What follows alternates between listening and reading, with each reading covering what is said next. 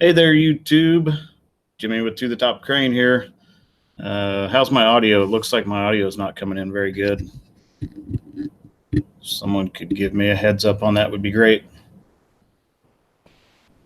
Let's see, who do we have? We got J. Chris Beck, Tyson Dykes. How you doing, Tyson? Rambozo Clown. How you doing, Rambozo Clown?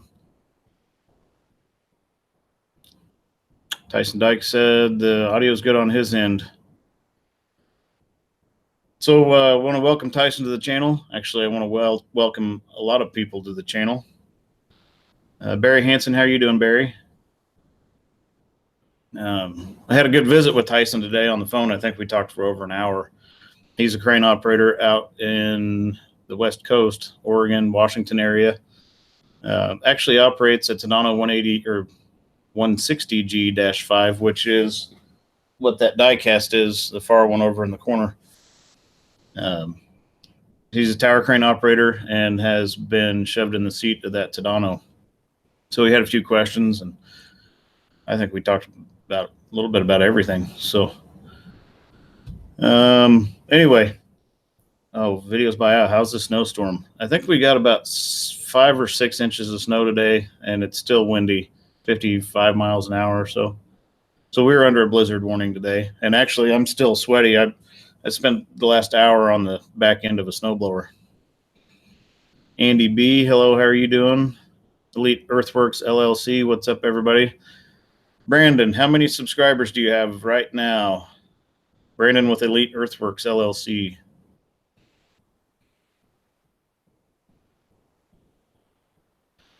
Brandon says it's like Alaska. Hello, J. Chris Beck. Oh, looks like my video's laggy. Kind of blurry or something over here. The weather may be wreaking havoc on our internet. I mean, we're under a blizzard warning till 9 o'clock. So I apologize if the video's grainy. Looks like it's kind of lining up. Okay. Cedar Rapids got 0. How many people we got watching? We've got 21 people watching right now. Brandon is at 985. James Bergeron, how you doing, James? Woofy W. Jeff Skews, how's the trip? Okay, before we get too deep into it, and before I get sidetracked and off on Brandon's deal, I want to thank everybody that has just joined the channel, and I really want to thank everybody that has been with the channel. I've got a lot of people that have been since day one, and without you guys, this channel wouldn't be anything. So I like to tell people that this is your guys' channel. So if there's something you want to see, let me know, and I'll try to get it in a video.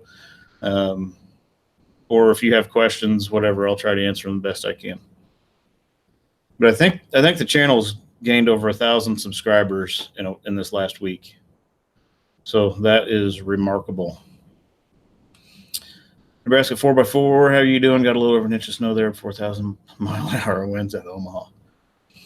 Okay, now off to Elite Earthworks. He is at, let me back up here, 985. We're not going to stop this stream tonight till he gets to 1,000. So if anybody that is new to my channel is watching that is not subscribed to Elite Earthworks, do yourself a favor and go over and check him out. He does some awesome stuff with just a mini excavator and a track skid steer. Takes the ugliest yards and turns them into lawn ready. I mean, plant them with grass seed, throw some water on them, ready to mow lawns. So Elite Earthworks does fantastic work. A lot of people that watch my content also watch like Let's Dig 18, some other channels like that. If you like Let's Dig 18, you would enjoy watching Elite Earthworks. Daniel Richardson, I enjoy your channel so much. Thank you. I thank you. Thank you for watching. So as this progresses, let's see, he's good at breaking live streams too. Watch out. That's funny. But as this thing progresses, I would like Brandon to kind of give me an update and see if we're gaining some people on his channel. I hope he is, because he, like I said, he deserves it. 987. Okay, so we're getting there. Now, let's see, what else we want to talk about. just got back from Colorado. Actually came back a day early for the blizzard that we are having currently. So we had to beat that into town. And I think the snow stopped, but ultimately ended up with about 5 inches. Jared Ellis, how are you doing? I'm seeing a lot of new names in here, which is fantastic. Now, while we're going on this, I haven't been able to keep up with comments with traveling, and I've been getting a lot of comments on videos. So I'm going to try to answer some of the comments that I've gotten on this live stream. So bear with me for a minute while I pull up my TubeBuddy app on my phone. So David Sonen's new subscriber, he just posted actually 24 minutes ago. He used to run RTs on large construction jobs. It was a great time. He's amazed. Machine is much safer, much more efficient. Thanks for watching, David.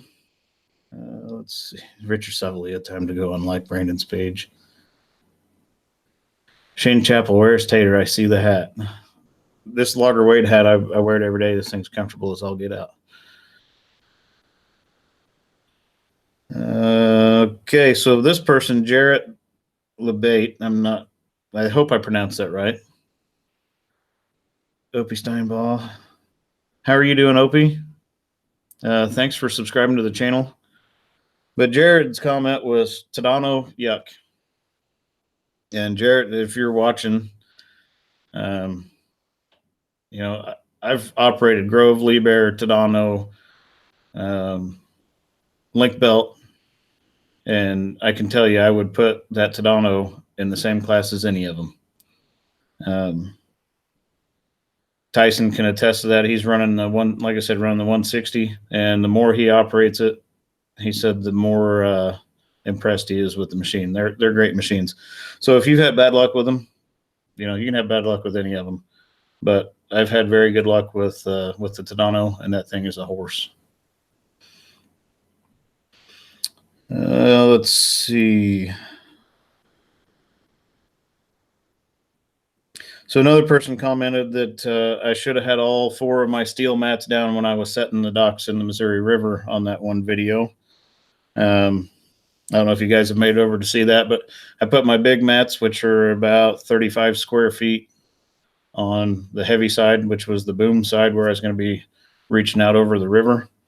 And I put my 52-inch rounds on the opposite side, which I wasn't going to be boomed down over it. And he said that my 52-inch rounds weren't adequate for my setup, so he thought I should have all 4 of the big mats down. Well, I did a little bit of math while I was waiting to start this. My 52-inch rounds have a surface area of 14.74 square feet. He said that they made no difference over my 18-inch square pontoons that slide in place on like this, just the ones that hang on the end of the cylinder. So those 18-inch square pontoons are 2.25 square feet. So there's a significant difference between 14 and 2 1/4. Now that we're into that part of the math, I had a maximum of 55 tons on any outrigger on that side of the crane. That works out to 7,857 pounds per square feet, or 54 pounds per square inch. So I'll break that down for you guys. The average rubber tired skid loader, like a 90 XT or an 863 Bobcat, exerts about 32 pounds per square inch. And I was sitting on 6 inches of asphalt with a 12-inch compacted rock base underneath it. So to answer your question, I forgot who it was that made that comment now, but to answer your question, I think I had it covered. So while I do appreciate feedback, I'm in that crane because there's a reason. I'm not going to put myself or anybody else or that machine in jeopardy. So, all right, off that tangent. Let's see. Digging okay? How are you doing, Frank? Let me get caught up here. Tyson says that thing constantly impressed him, very quickly turning into a favorite. Mine too. That 180 is one of the favorite cranes I've ever been in. 1913, how are you doing? Jimmy's Tractor, how you doing, Jimmy's Tractor? Jimmy's Tractor is my analytics guru, and I've been saying that he's been a subscriber. I think he was my 250th subscriber, and his wife was my 500th. But he's been really closely watching my analytics and giving me updates. And I'm not sure exactly where he thinks it's going, but he thinks it's doing something hopefully impressive. Actually, gaining over 1,000 in a week is pretty impressive. But let's see, doing okay. 30-mile-per-hour winds, gust to 38 sucks. John Warren, how you doing, John? Update on John Warren. Our last live stream, he asked about no heat in his cab, in his semi, when he was above 1,500 RPM. He put a heater core in it. Now he has heat.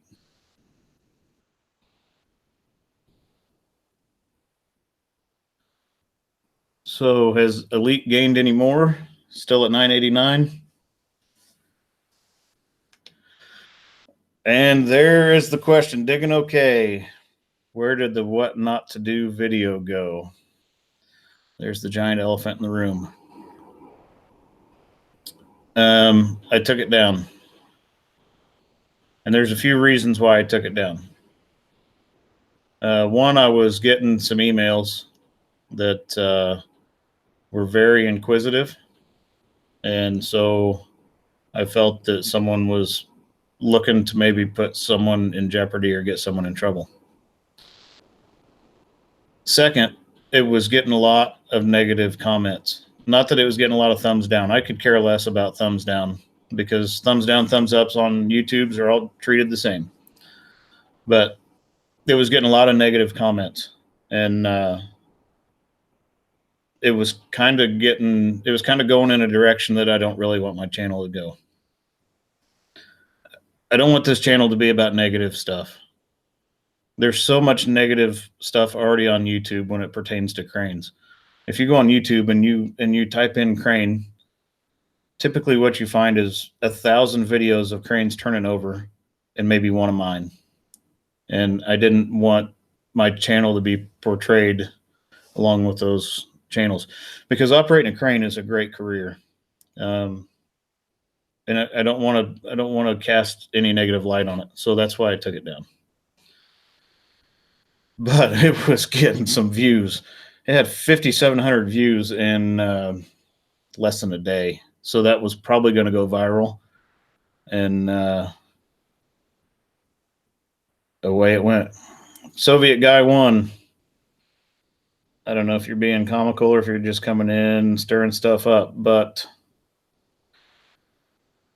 I don't do negativity on my live streams. So if someone comes in and starts stirring the pot or starting trouble, out they go. Let's see. Jimmy's Tractor Elite will hit 1,000 in a few minutes. I hope so. No, it wasn't anybody in that company that said anything. It wasn't anybody in my company either. It was just, I got a few emails and then also all of the negative comments, and I got rid of it.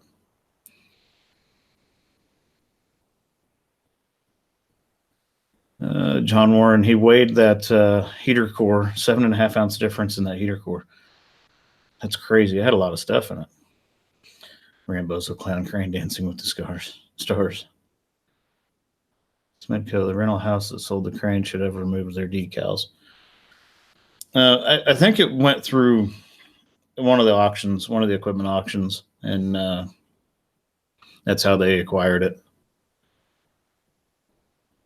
So James Bergeron has an update on his mom. And for everybody that doesn't know, James Bergeron's mom had shoulder surgery, and she was doing good for a while, and then I think things started turning, and then it looks like things are getting better. So that's good news, James.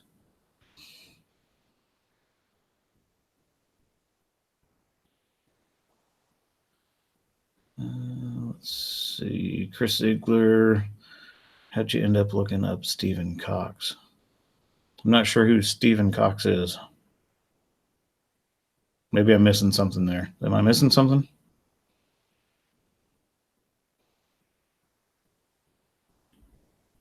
So anyway, that video's gone, and I'm not going to put it back up. If I do, it's going to be edited even more, and it will be a video of, again, what not to do. But if it gets negative publicity again, then out it'll go. Jason Helsley said, "Well, if I missed Jimmy, I got in here a little late. Haven't missed anything really. Just kind of shooting the breeze for a few."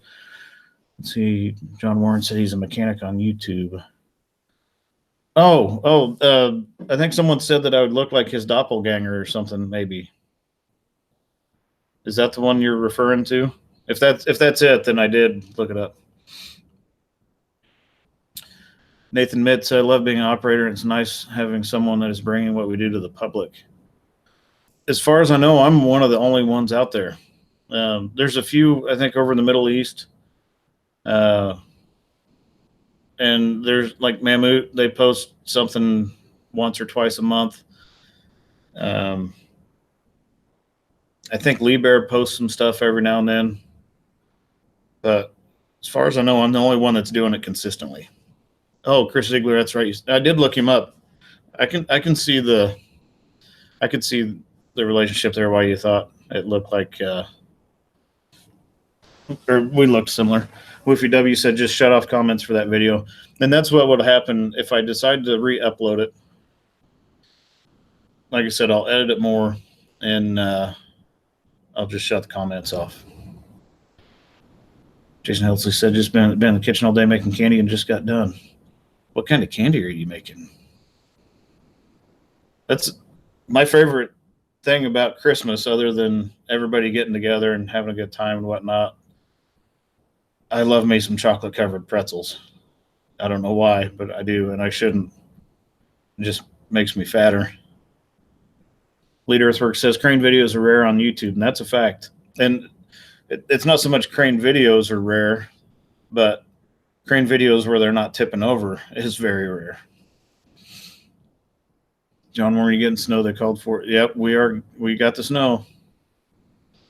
Andy B, the crane weighs 129,000 pounds. Without any counterweight on it. Doing okay. Northwest Crane Rigging has a channel in Oklahoma. Crane channel. Oh. Do they digging okay? Do they post stuff frequently? I mean, is it once a week, twice a week?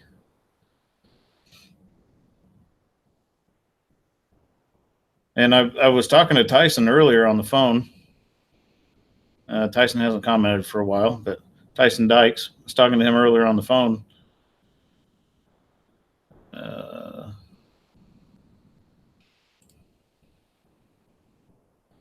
And sorry, I had to handle something real quick. Someone beat me to it. But I told Tyson that he needed to start a channel. You know, he's run to 160, and he's also got I think they've got a 500 tons, what he said, and they've got a 19,000, I believe, or 16,000. So that he could make some good videos. Nathan Mid said, "I think there's a TV series in the UK. I think there are like 2 or 3 episodes on YouTube. I think it's called Crane Gang. I haven't seen it."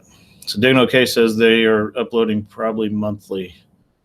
And I really try to get 2 out a week, and sometimes it doesn't happen. I mean, for people that aren't creating videos for YouTube, they don't understand. And I mean, sure, I could go out and record something and just upload it, but I like to try to put together a quality video. I like to try to take out the mundane stuff and leave in the decent stuff and still keep everything real. So everything you guys see is real. And it takes some time to do that. Most of my videos, I've got 2.5, 3 hours in editing each video.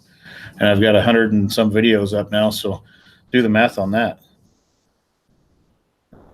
Let's see. Just use rolled gold chocolate pretzels are good if you can find them. Tyson Dykes, I think here, take advice and start with the Instagram thing, see where that goes. That would be a good place to start. While you're sitting in the crane, plumb bobbing, making sure your rope's straight. You can take a quick picture, upload it on Instagram, throw a comment with it, a few hashtags, and see what happens with it. Elite Earthworks says it takes some time for sure. Absolutely. Rambozo Clown says quality over quantity any day. Jimmy's Tractor. I don't know if anyone does have a telehandler channel or something that's dedicated to telehandlers, and that would probably be an interesting one. Howard Dean says Sims Crane, Florida used to post all their safety videos. I've seen several of those. But I think Sims Crane was like taking it to almost a instructional safety video. And I don't want my channel to turn into a full-on instructional channel. I do like to teach, and I like giving some tips and stuff here and there, but I don't want it to be a full-on instructional channel. This is everything I do is for entertainment, and hopefully it's entertaining people. But I would say it is. It's consistently growing. Mr. Random, I want to say seeing the inner workings of cranes is awesome. Like I said, I've been a fleet mechanic for 15 years, working on all sorts of equipment, but cranes still dumbfound me. Mr. Random, cranes, how they accomplish things is pretty amazing, but the inner workings of them, it still is basic hydraulics, diesel engines, and electronics. If you break it down by the system, it's pretty much like any other piece of machinery, but what they accomplish is pretty astounding, especially when you get into the big cranes. The crane I operate on my channel, if you compare it to some of the other ones out there, it's kind of on the smaller end of the medium-sized hydros. So if you look at small hydros, they're up to about 100 tons. And then when you get into the medium-sized hydros, you're looking at 150s up into the 500-ton range is what I would consider like a medium-sized hydro. And the 200 tons on the smaller end of that. When you start getting into the big cranes, you're looking at 600 tons to 1,300 ton capacity hydros.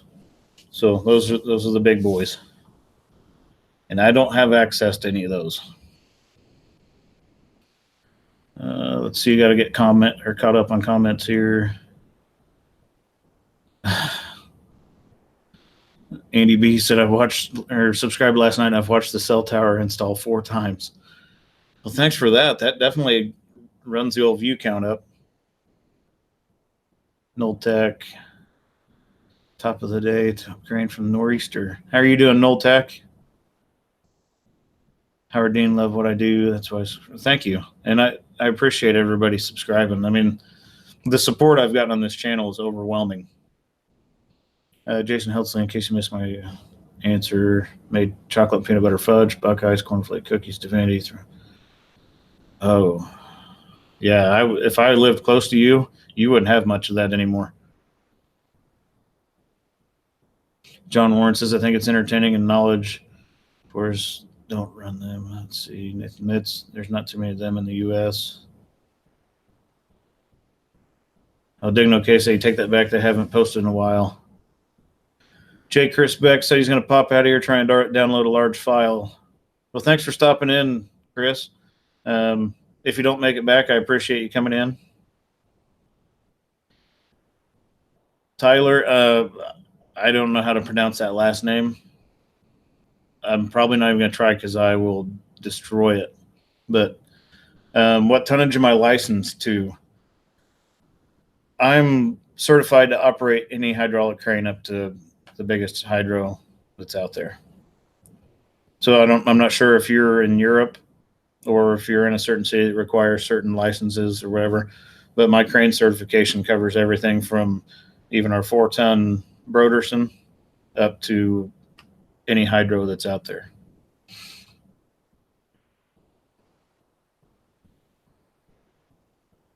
Tyson Dyke says he's going to throw up some pics on Instagram over the next few days.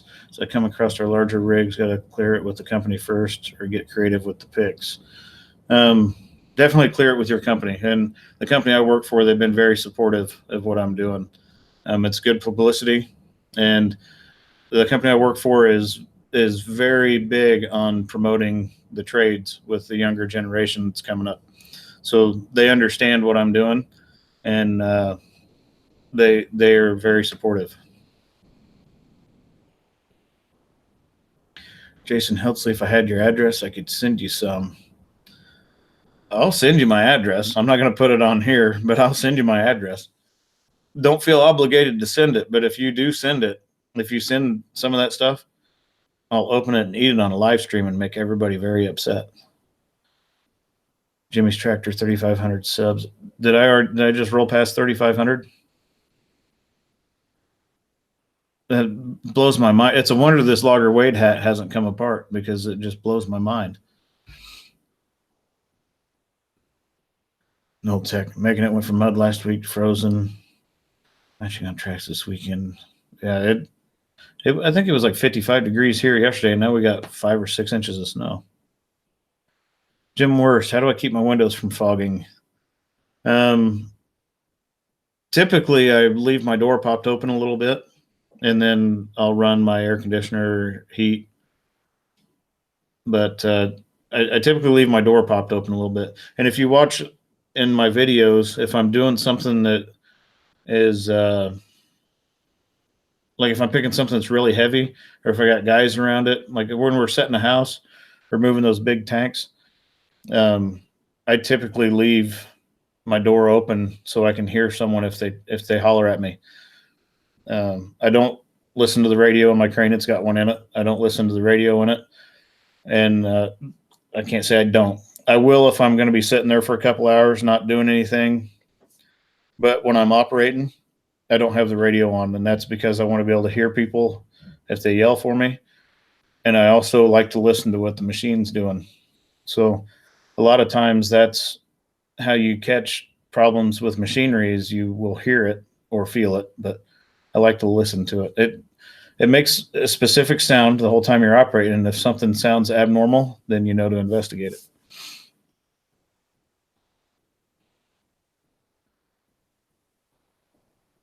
Let's see.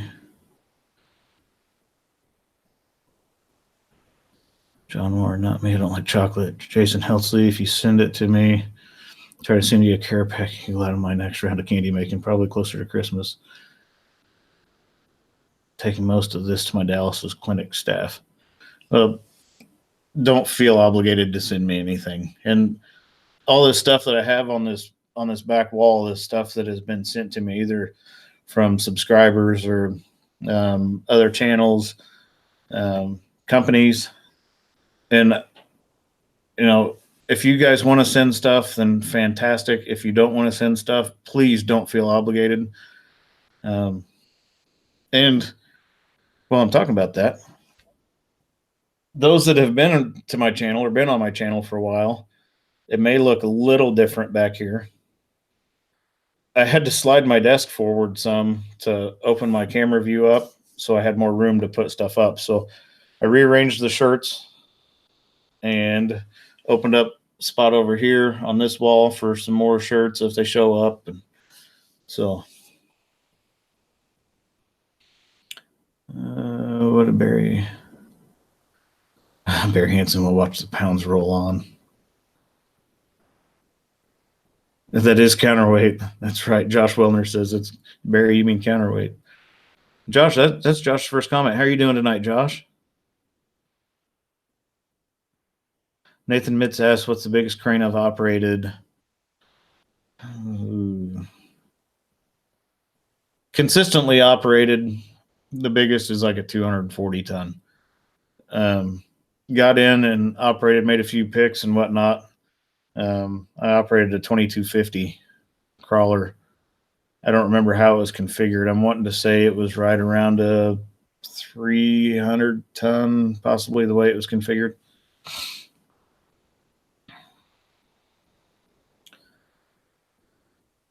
But capacity doesn't always equate to size. I guess, I mean, on my cell phone tower video, I had 330 feet of tip height, so that's pretty big. especially for a 200-ton rig. Andy B asks if I've ever had any rigging break. I have. I was picking the end of a specialty locomotive, and we had real thick rubber softeners around the attachment point, and it actually cut right through the rubber softeners. The reinforced rubber softeners went right through the rigging. Fortunately, I didn't have the piece off the ground yet. I had about 48,000 pounds on it, and it cut loose. Farmer Scott 1980, how are you doing tonight? Let's see, how much fuel does the crane hold and how long will it last? I'm wanting to say the lower holds right around 170 gallons, and it gets about 1 mile per gallon. And then the upper holds 200 liters, if I remember right, and I'd have to convert that. And I will do that for you real quick.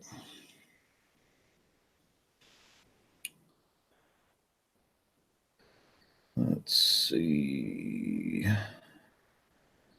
Volume, clear 200. 52 gallons.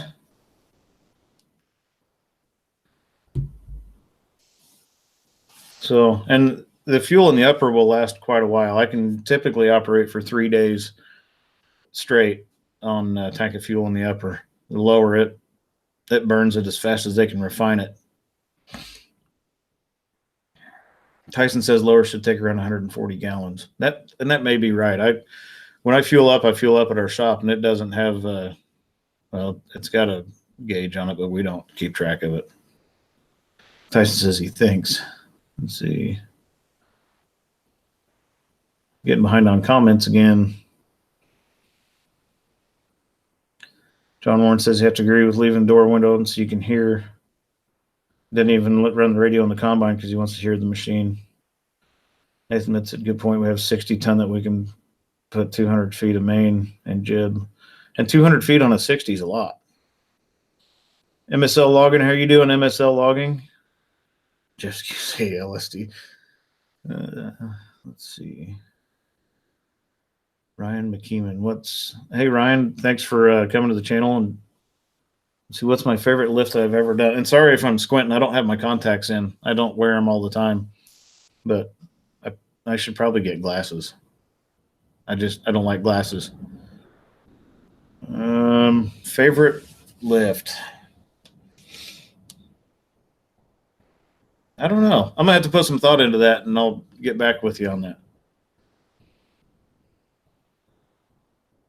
Rainbow's Clown, you have 330 feet total boom jib. With max counterweight, how far can you lay the boom over? Rainbow's Clown, the max radius is 249 feet. I would have to have my load charts in front of me to tell you exactly what the boom angle would be. But 249 feet's a ways out there. In that last video that I posted, I was stretched out to 207 feet. So I can go 42 feet further than that.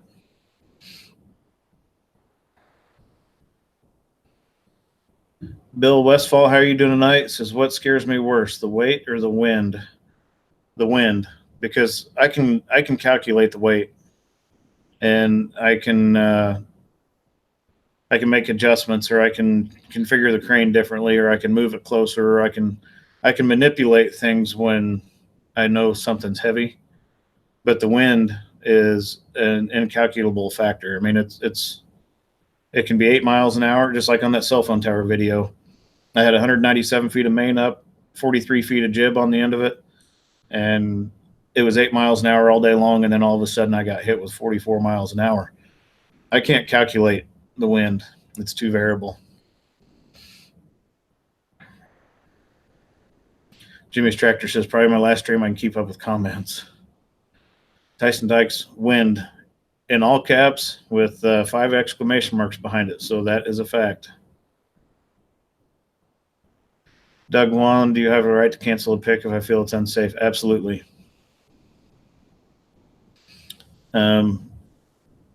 my company will stand behind me on that, whether I'm working for our company. We have our own construction crews too. We're not only a crane rental company, but we're also a construction company. I have the final say when it pertains to the crane, and our upper management will stand behind me on that. Regardless if it makes someone mad, if it costs someone money, it doesn't matter. Nothing is more expensive than cleaning up a crane wreck, and there is no job, I don't care what it is, that's out there that's worth putting someone's life at risk. 1913 said that Lee Berry sent you was a 3300. Yeah, and thanks for sending that picture to me, or those pictures. Let's see. It's my 50. I can have 165. 165 feet on a 50 ton is quite a bit. Our Manitex 5128, I think it puts up a total tip height, I think, of 169 maybe. Farmer Scott asks, is it all-wheel drive all the time? It is not. It typically pulls with the front axle, and then I can lock in 3 and 4. I think I can make it 8-wheel drive, and it's 10-wheel steer. JB98, love to see the channel growing. Used to be about 35 people watching. It's about doubled. It has, and it has gone crazy this last week, and I'm not upset about it by any means. I'm actually blown away by it.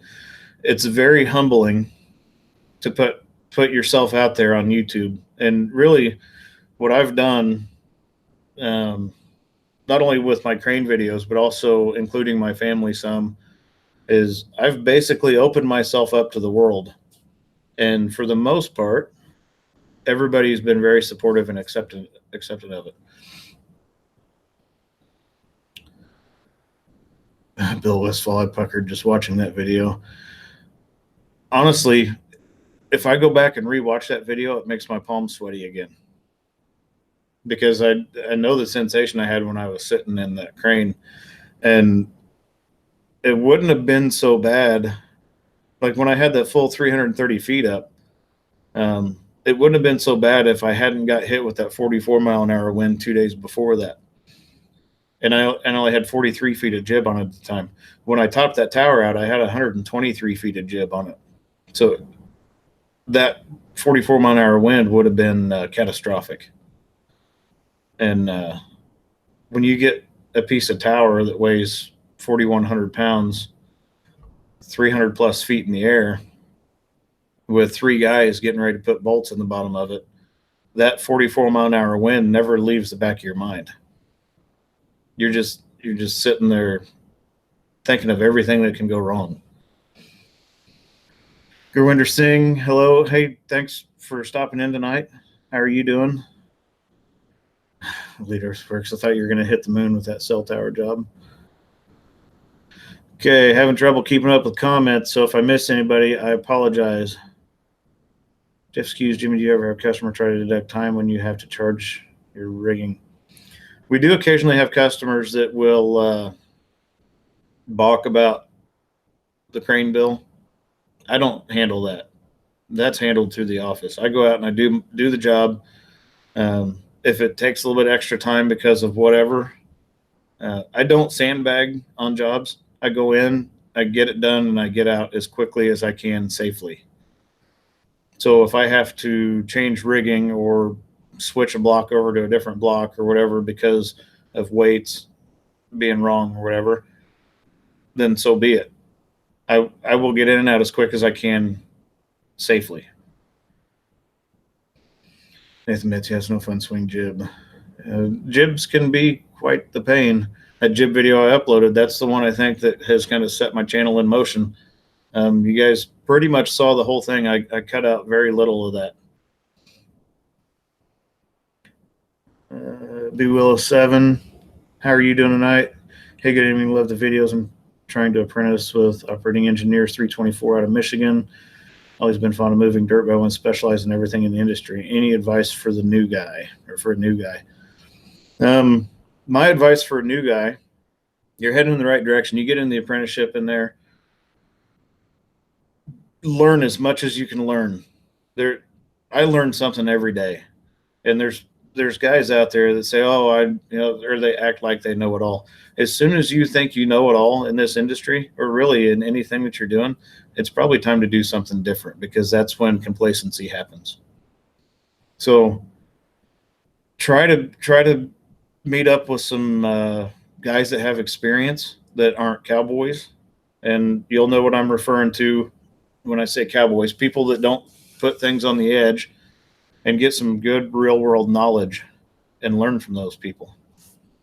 The more you know, the more valuable you are to a company, and also the easier your career is. But always keep an open mind and always be willing to learn something new. John Myers, wire down a little bit on your logo. It's jib bound. Let's see. Ryan McKeeman asked, "What's the heaviest thing I've ever lifted?" I lifted a 179,000-pound gas turbine generator shaft. That's the heaviest I've picked. No, MSL logging says, "What, you know, my internet's screwing up again. I'll catch you."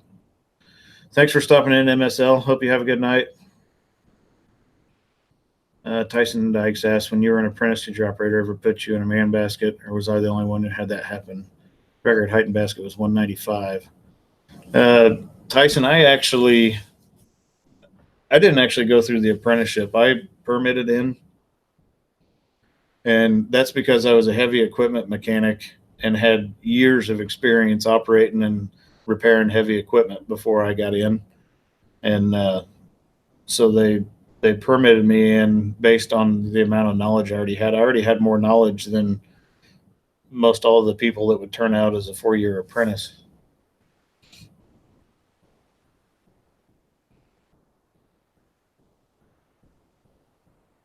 Nathan Mitz says, "Not fun looking up and seeing your boom moving 4 to 5 feet because of the wind." Nathan, to give you an example, when I got hit with that 44-mile-an-hour wind, the tip of the jib was making a 15-foot circle. And then the 661-pound pill was 20 feet out from underneath the tip of the jib because of the wind hitting it. JB98, we did a tower crane last week with 550 main in the wind, like 260 feet of boom. Looked like car antenna swing up there.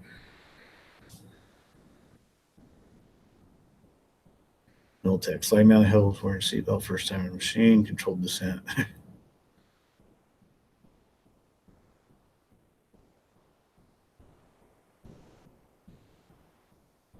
At Bill Westfall, that comment was worth its weight in gold. Always keep the ears open.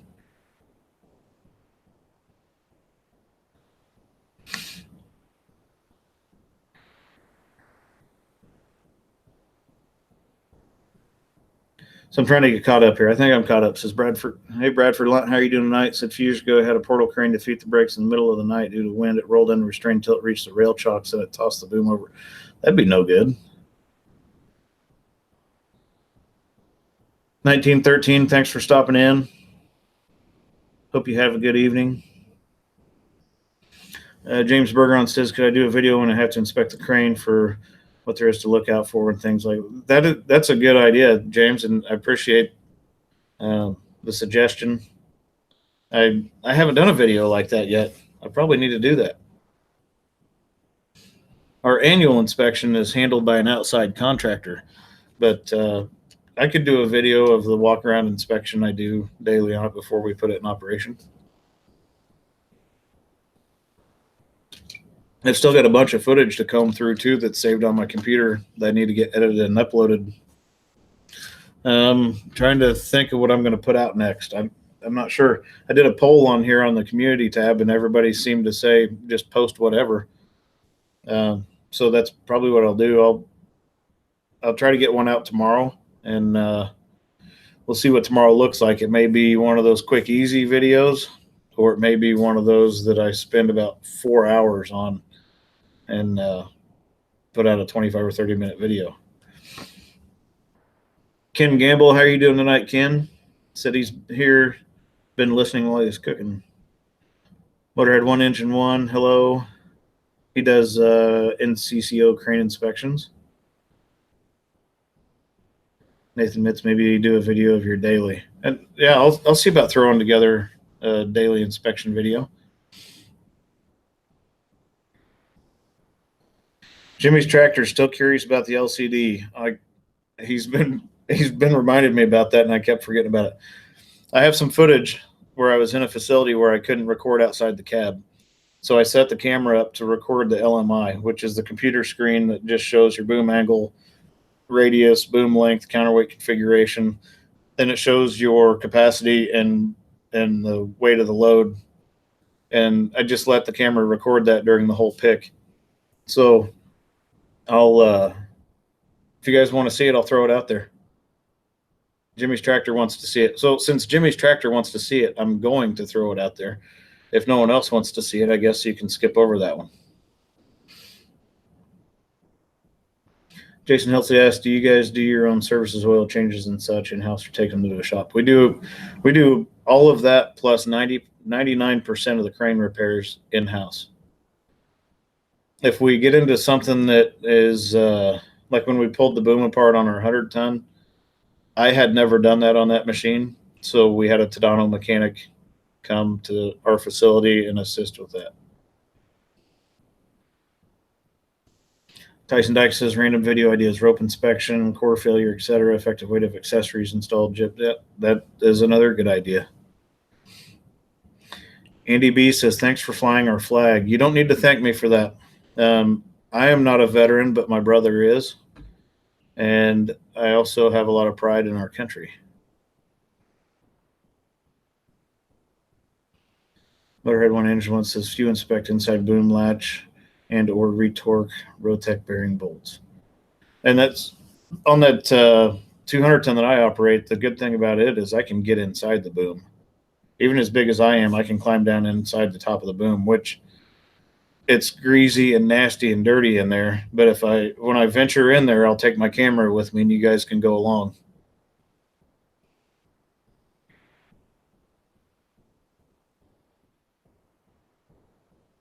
James Bergeron asks, on the carrier and on the upper, how many hours is the oil in them changed at? So it's going to depend on a few different things. Typically, the upper can go around 400 hours. The service interval, I think in the book, actually says 600. And the lower is the same, but I typically do them a little earlier. Just like in my truck. I've even got an oil change video of my truck on my channel. But oil's cheap. Engines aren't. Nathan Mitz asks, how do I like the Tadano Fawn? I like it. It's a horse. They've got great product support. It's a well-engineered machine. Every time I've gotten in it and gone out to do a job, it's done what I've asked it to do. And it's pretty comfortable.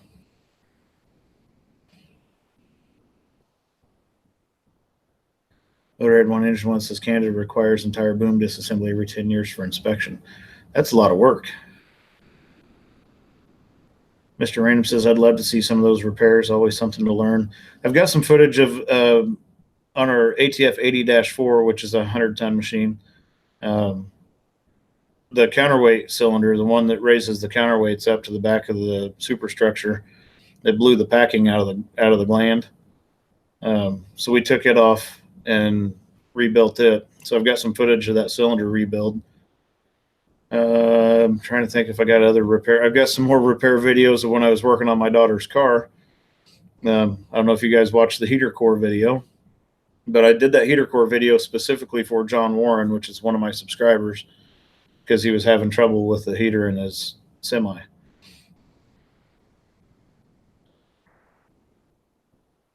Ordered One Engine One, nice, show everyone how pin latch system operates. I showed from inside the crane what it's doing when the pinning boom's doing its thing. I don't know about putting a camera inside the boom. I think it's Lee Bear that's got a very good animated video of how the pinning booms operate. But I would be hesitant to put a camera inside the boom while that thing's doing its thing. Ryan, our crane street legal need to bring to the site with a trailer. We run them down the highway. They're it would take one heck of a semi to haul one of those cranes, and so we run them down the highway. They're actually in Missouri. They're not required to be licensed. They're considered off highway equipment, but we still have to permit.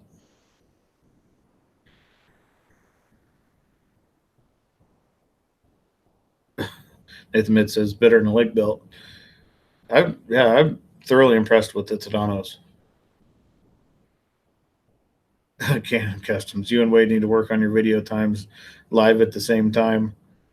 Oh, I knew Wade was doing a live stream tonight. I talked to him on the phone yesterday. Does Wade, if anybody's been, actually, let's pull Wade up on my phone. I want to see something. Let's see.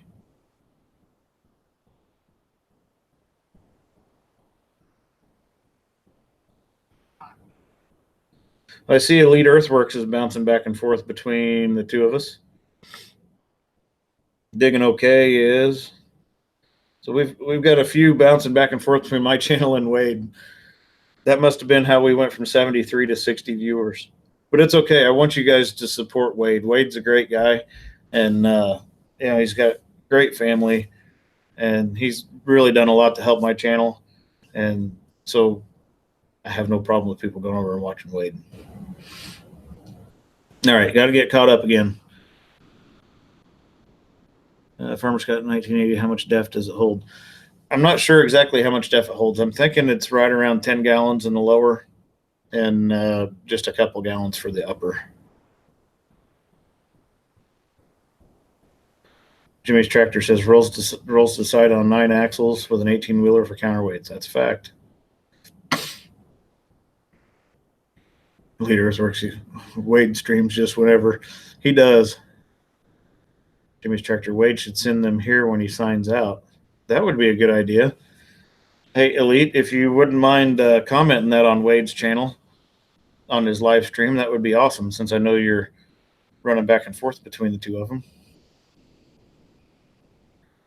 Tyson Dyke says they have to have their cranes licensed, and they have to abide by bridge weight laws. Victor the Ripper, how are you doing? Victor the Ripper, and Victor the Ripper is gone the same as quick as he showed up. Nolte, get your gigs in order.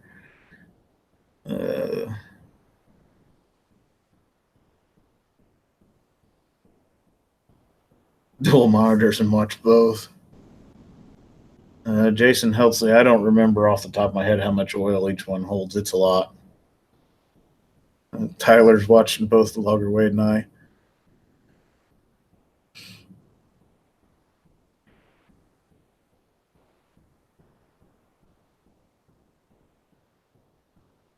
Nathan Mitz asks how many support trucks we have for the 200.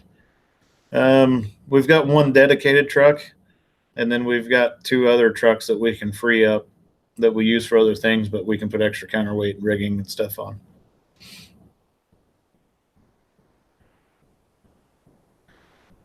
Jimmy's Tractor, Wade on TV, Jimmy on the phone. Well, since you guys are watching Wade on other stuff, tell Wade I said hello. And that would be pretty cool if he sent everybody over here off of his live stream when he got done. Josh Wellner said, why don't you just call Wade now? That'd be funny. Yes, I'm jumping back and forth. The reason why I won't call Wade right now is he live streams with his phone. And if I call him, it's going to crash his live stream.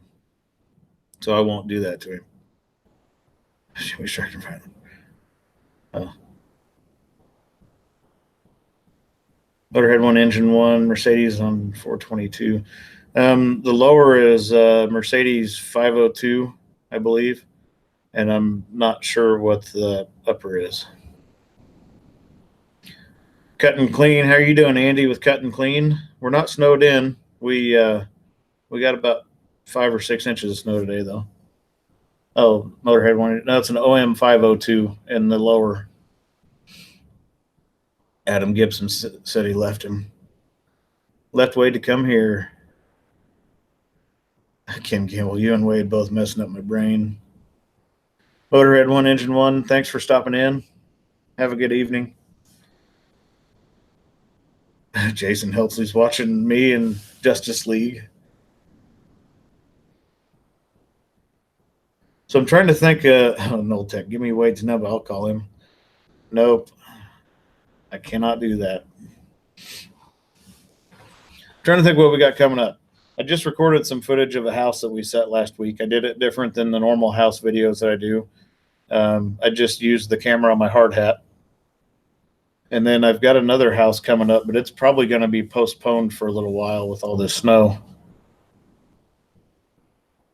We were supposed to set a house on the 28th, but I'm guessing it won't happen for a little while.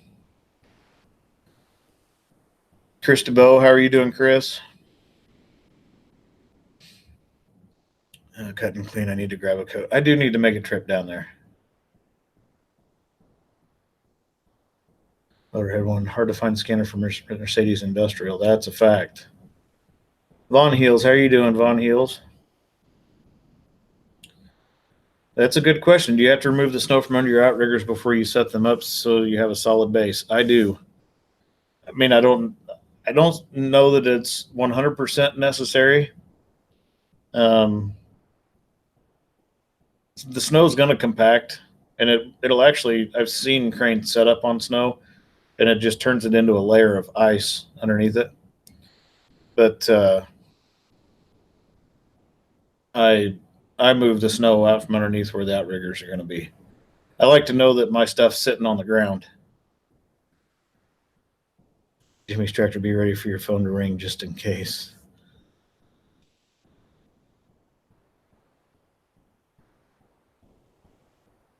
And I'll take good evening. Got to check out Wade's shenanigans of bitches.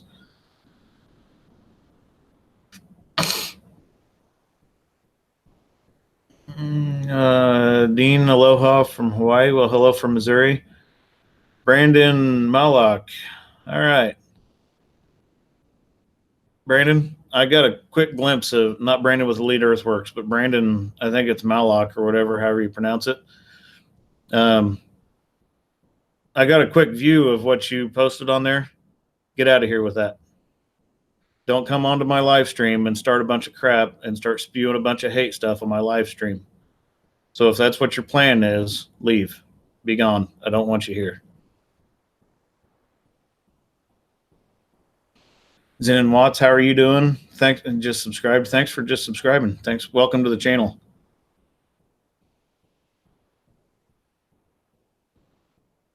Adam Gibson, Wade is a nut. Wade is very animated. Tyson Dykes asks, how do I approach giving seat time out to an apprentice oiler? What criteria is used to determine when a good time to start having, seeing it's your fault if anything goes south? Okay, so this is what I do with an oiler that wants to get in the seat, ultimately wants to get in the seat. First things first, read the book. Read the book there's a lot of downtime on jobs for an oiler. Read the books for the upper, read the books for the lower. Actually, reverse that. Read the books for the lower, because you got to know how the lower operates to even get the crane to the job. So read the books for the lower, and then read the books for the upper, and then study the load charts a little bit. Show me that you can read the charts and that you can set the crane up, and I'll quiz someone a little bit. And then if I'm on a job where we're not doing anything, I'll let them get in the seat, play with it some. Once they get a little bit more seat time in it, then I would make them, or let them make some non-critical picks. Ginger Inventor, who sent you the Titan poster? That's actually a Titan shirt, and Barry Hansen sent it to me from New Zealand.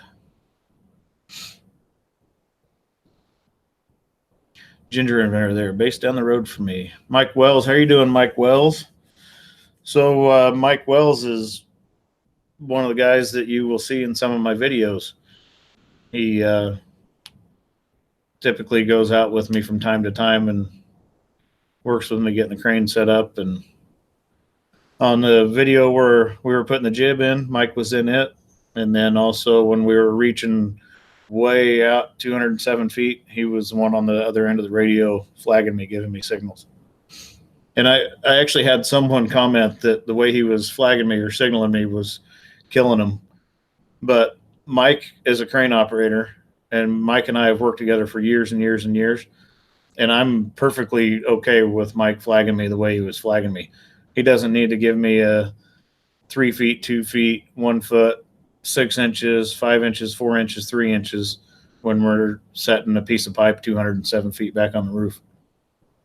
If we were setting a machine that required pinpoint accuracy within fractions of an inch, Mike would give me those kind of signals. I don't need them when I'm flying pipe 207 feet. Ryan McKinnon, how much snow did you guys get in Missouri tonight? Up here in Iowa, didn't get any yet. We got about 5 to 6 inches here. It's Ryan McKeeman. Sorry, I messed that up.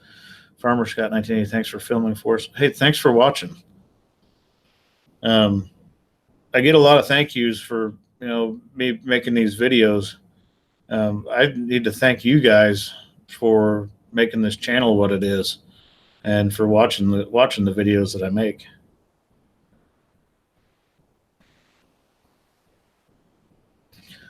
Victor the Ripper, what do you do if an apprentice takes your seat and you're very scared of him?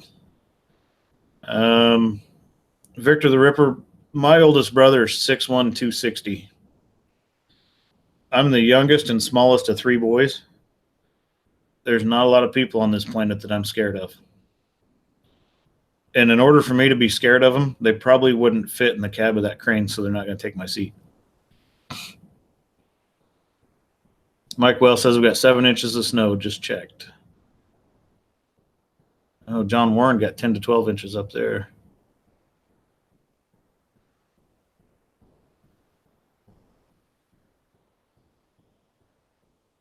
Zenon Watts, have you ever had an outrigger lift off the ground when you did a lift?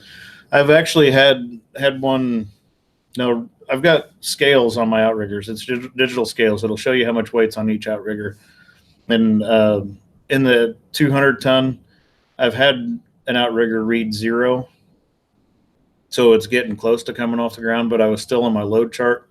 And those that have operated cranes will tell you that you can get that crane in a certain position where you can have an outrigger come up even though you're still in your chart and it's sitting on 3 outriggers. And a lot of that is due to the torsional flex in the frame of the carrier. And then I've had other cranes where, they'll pick an outrigger up pretty readily. Elite Earthworks, I didn't know you had another brother. I have 2 brothers. Elite.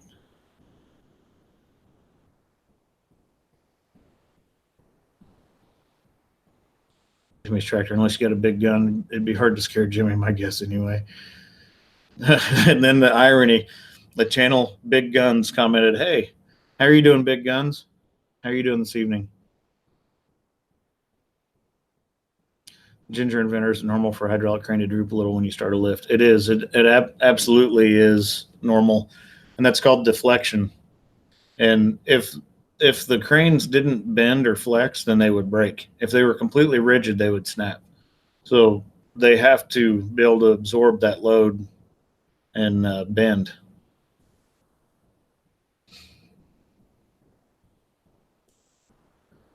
Nathan Mitt said, "Yep, boom trucks are very bad about it," and that's true. Our 50-ton Manitexes, if you get them into a certain position, they'll get an outrigger light and still be in their chart, and there's nothing wrong with it. It's designed to be that way. That's just the flex of the crane and everything that's happening dynamically as you're picking a load up.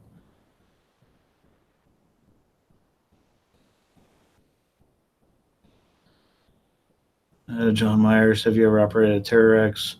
Frana, they were like a plague in Australia. I've operated Terrex, but I haven't operated any of those. Christian, hey, welcome to the channel, Christian. And it says first live stream with me. Well, thanks for joining in. Ginger Inventor says, I mean the cylinder. Like the boom cylinder?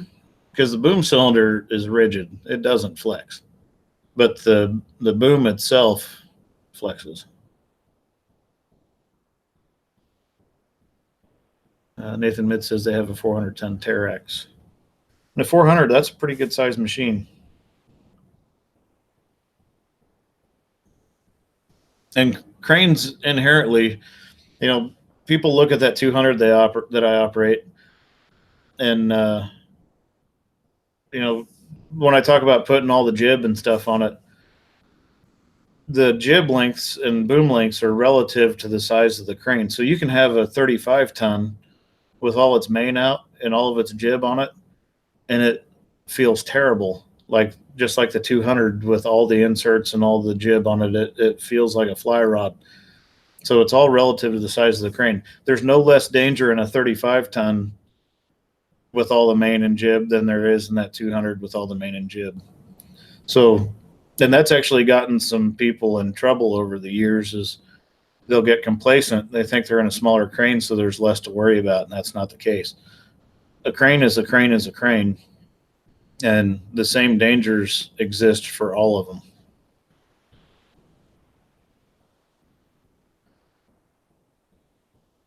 Elite Earthworks is at $9.95. Come on, we got to get 5 more people to go over and subscribe to Elite Earthworks LLC. 5 more to get him to 1,000. 1,000 is the magic number on YouTube. So let's get him to 1,000. We've got 54 minutes to get Elite to 1,000 subscribers. I would like to see him get to 1,050 or even 1,100 tonight. Would be awesome. Jared Ellis had a Belger crane put an outrigger through the street on precast storm sewer box years back. That would be scary. And some of that stuff, it would be hard to avoid because you don't know that there's an issue. Florida is bad about it with sinkholes and whatnot. Sometimes it's just one of those things that happens, and you can take all the precautions in the world. You could have 50 square foot crane mats and still have an outrigger go through the ground if there's a void under it and it was unknown to anybody.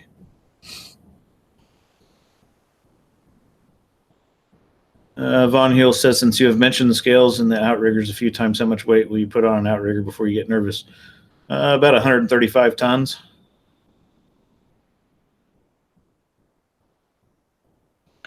Tyson Dykes asks a good question.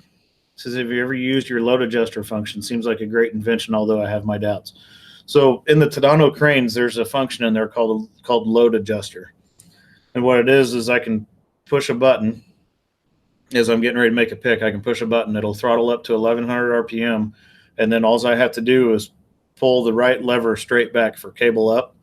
And as I'm cabling up and increasing the load, it will boom up to compensate for the boom deflection and the chassis deflection. It will hold its radius. Like say I'm picking something up that's 40 feet away from me and it weighs 45,000 pounds. Typically, as I pick that up, I would have to boom up and then cable up and boom up, or boom up and cable up at the same time because the boom is going like this as it's coming up. Well, with that load adjuster, you just pull one lever and it will boom up to hold the radius that it was at. So he asks if I've used it. I've played with it some. I'll tell you what I like and what I don't like about it. What I like about it is that it works. And it works very well. What I don't like about it is that it works. And the reason why I say that, and it kind of sounds counterintuitive, if whoever spotted you over that load didn't get you dead center on it, the load adjuster is going to keep you right where they put you. So as you're coming up with it, if the load shifts, it's hard to catch it because it's throttled up to 1,100 RPM. You can stand on the throttle and it doesn't adjust. And you have to let off the cable up and get back into it for the load adjuster to turn itself off. So as that load starts to shift, it makes it hard to catch it. And what I mean by catching it for people that aren't crane operators is if the load starts shifting away from you, then you got 2 choices. You cable down to set it back down and then boom up, or you can boom up with it. If you've got it almost picked and it's not shifting much, then you can just boom up with it and go. If you have load adjuster engaged, it makes it kind of difficult to catch it. So if you do play with that, then make sure that you're working with people that are very good at putting you right over the center of your load. Now, where that would really shine is if you were doing something in the blind, the people were right next to where, like, your hook was centered right above something, and they needed you to come straight up with it. That load adjuster would be pretty good function for that. All right, so I got to get caught up again here. Rambozo Clown made it to 1,000. Thanks everybody for going over there, and Rambozo Clown said Elite made it to 1,000. So thanks everybody for going over there and checking out Elite stuff. Now, everybody that just subscribed to Brandon, it's now your job to binge watch every one of his videos in entirety until you've made it through all of them. Start at the first one, go all the way through all of them. I know that's not going to happen, but I figured I'd throw that out there. Brandon's, let me back up here. Tim C. Cool, I'm from Panama City, Florida. Brandon, Jimmy, I'm in the market for a crane for around the house. Should I go with the 100-ton or the 200-ton? I would go with the 200-ton. That should handle everything you need to do.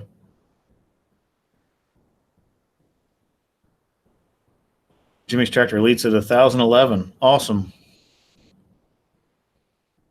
Elite's got his 4,000 hours. So now since Elite's at over 1,000 subscribers and he's got over 4,000 hours, his channel will go into review for monetization. So that's good news. Jim, how are you doing tonight, Jim? That's a pretty cool picture. Says that's cool. He wishes 65-ton had that. Had to do blind picks all the time. Operating engineers 181. Operating engineers 101 here.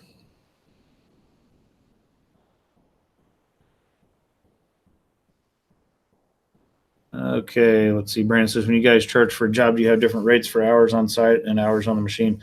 It's port to port. So crane rate starts from the time we leave our shop until we get back, unless we leave it overnight.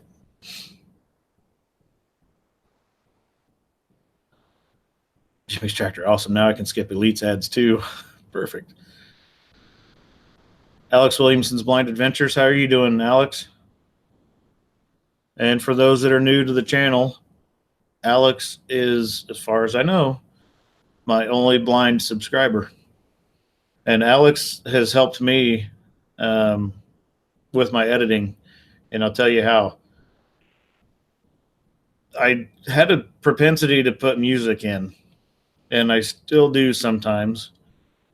I do it a lot less because I know it takes away from Alex's experience in watching my videos. So Alex pointed that out to me quite a while back. I was putting music in a lot, and he's like, "Hey, I want to hear what's going on." Like, that makes perfect sense because he can't see what's going on, so he wants to hear it. So I adjusted my video editing to make it all inclusive, and I'm glad Alex spoke up and pointed that out to me. Now, he also critiqued me recently on a video where I did some super high speed footage and the crane sounded like a bumblebee, and he called me out on that. So I probably won't be doing that anymore either. Alex Williamson's Blind Adventure said he wish he had 1,000. Keep putting stuff out there. People will come to your channel, and you will get to 1,000. This YouTube thing's a marathon. Elite says, I'm just excited to someday have the ads.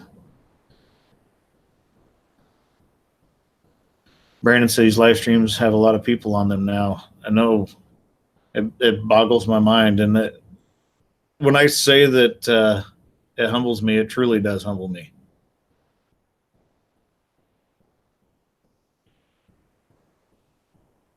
Rainbow's a clown for the same reason you don't run the radio while doing a pick.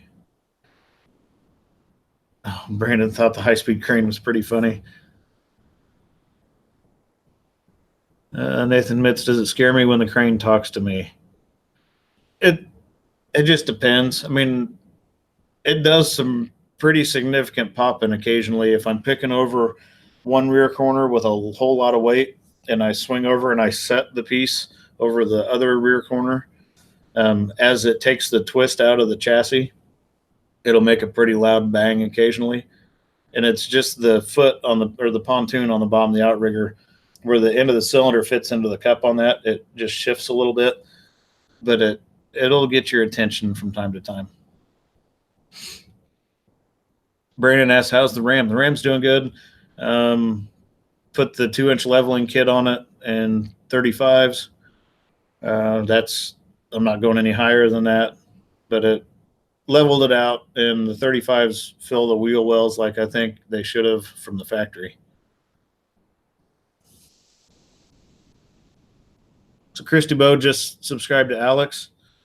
Alex has got a full fleet of model cranes, scale cranes, and other equipment, dozers, excavators, and it's all scale stuff, similar to what I've got over here in the corner. And he does videos with that in his house. Jimmy's Tractor says, I think most watchers are not big on music. If I want music, I can turn on the radio, but I like fast motion depending on what it is. Adam Gibson says, Jimmy's Tractor, exactly. So, and I've taken a lot of it out. Elite Earthworks, I think I scare people with my music and my videos. And Elite, you may want to, as you're fast forwarding through your content, as you know, when you're editing your content, you put some of it in fast forward. You might want to leave some of the music out and just let people hear that thing go from sounding like it normally does to, 100 times faster than what it actually does. Sometimes that stuff sounds pretty comical, and sometimes it sounds pretty neat.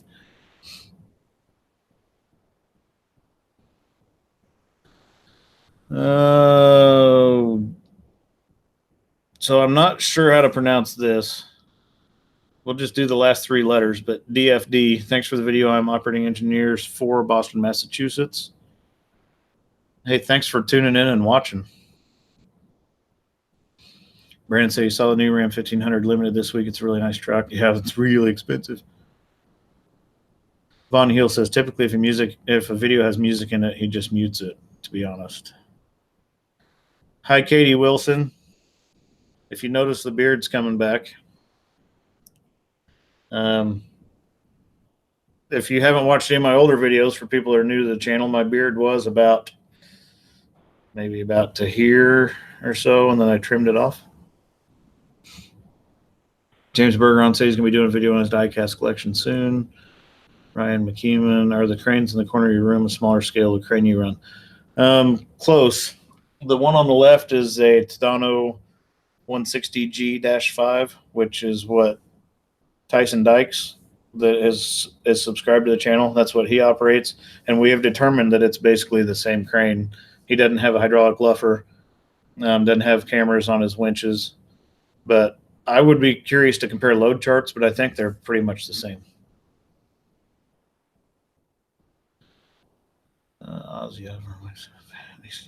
Victor the Ripper. If I could add that kind of music, I would, but it would be a copyright strike.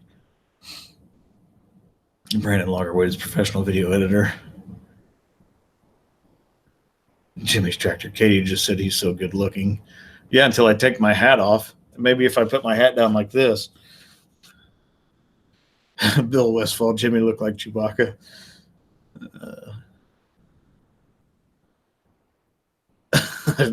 Now Katie said, I can't believe you just put that. Tyson Dykes, I got no special stuff. Give it time, Tyson.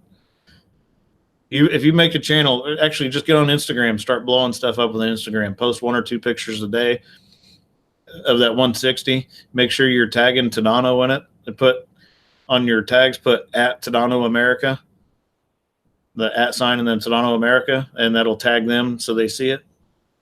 Put hashtag Tadano. Those companies will see that, and they'll subscribe to your Instagram channel. And at that point, it's hard to say what'll happen.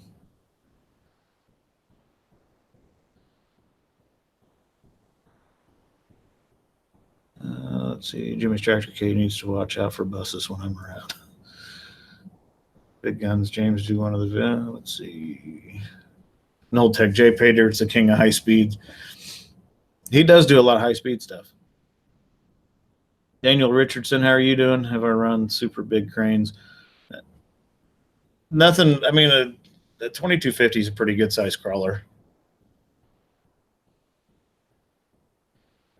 Tyson Dykes, hashtag pro tips. I've been around some super big cranes, 900-ton Liebherr, some 800 and 900-ton crawlers.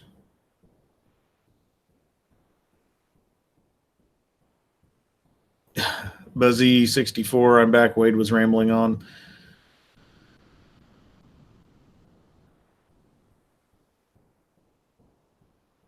John Myers, did the operator in your crane dance video lose his job?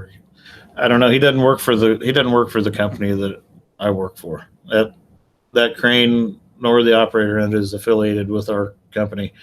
We were just a contractor on site.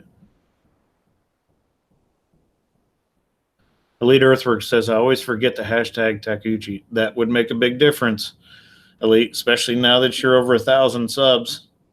Your channel is growing to the size that manufacturers are going to start noticing it for sure. So start tagging Takuchi in your videos.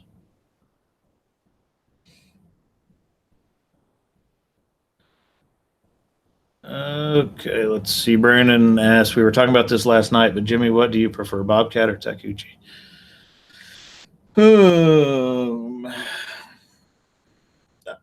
I like the Takeuchi skid loaders, but I also like a Bobcat. I mean, it would be a toss up, really. I mean, they're both expensive to work on. They both do the same thing. I don't know that either one of them does one better than the other. So if someone was going to give one to me, I'd take either. If I had to go out and buy one, at least in my area, it would probably be a Bobcat because there's more product support for it where I'm at. We've got a Bobcat dealer that's just 25 miles away. So I would probably go with what I could get product support for readily. Let's see. Noltec Wade and rambling.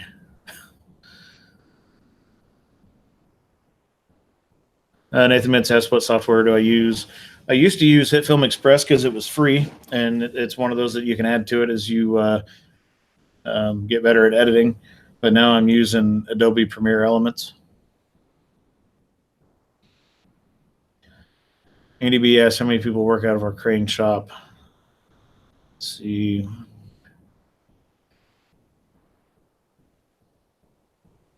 I think there's 5 of us operators, and then there's carpenters, millwrights, some teamsters. All total employees with our company is probably 60-ish or so.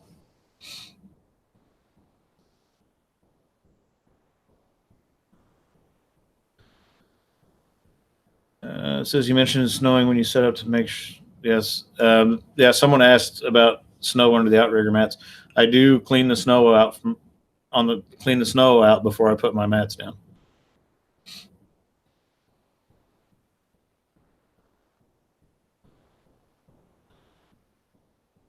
Bill Westfall says a day in the life videos are a big interest to me. No fluff, just real stuff. What do you think?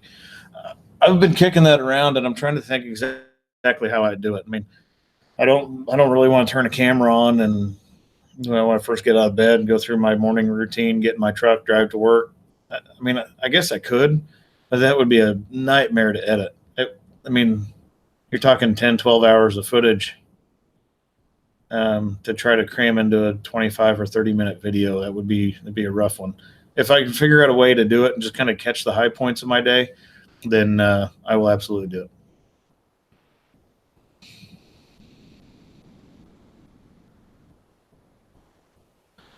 Cristobal asked me, years have been working with cranes. Oh, actually, since I was about 18, the company I used to work for, we had cranes in our rental fleet. So since I was about 18 years old, I'm 41 now.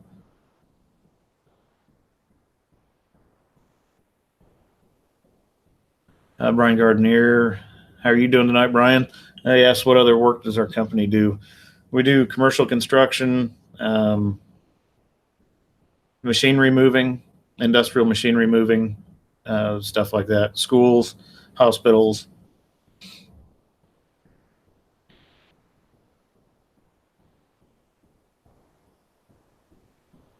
So we dabble in a little bit of everything. We don't do any residential construction, but we do a lot of concrete work, um, all that good stuff.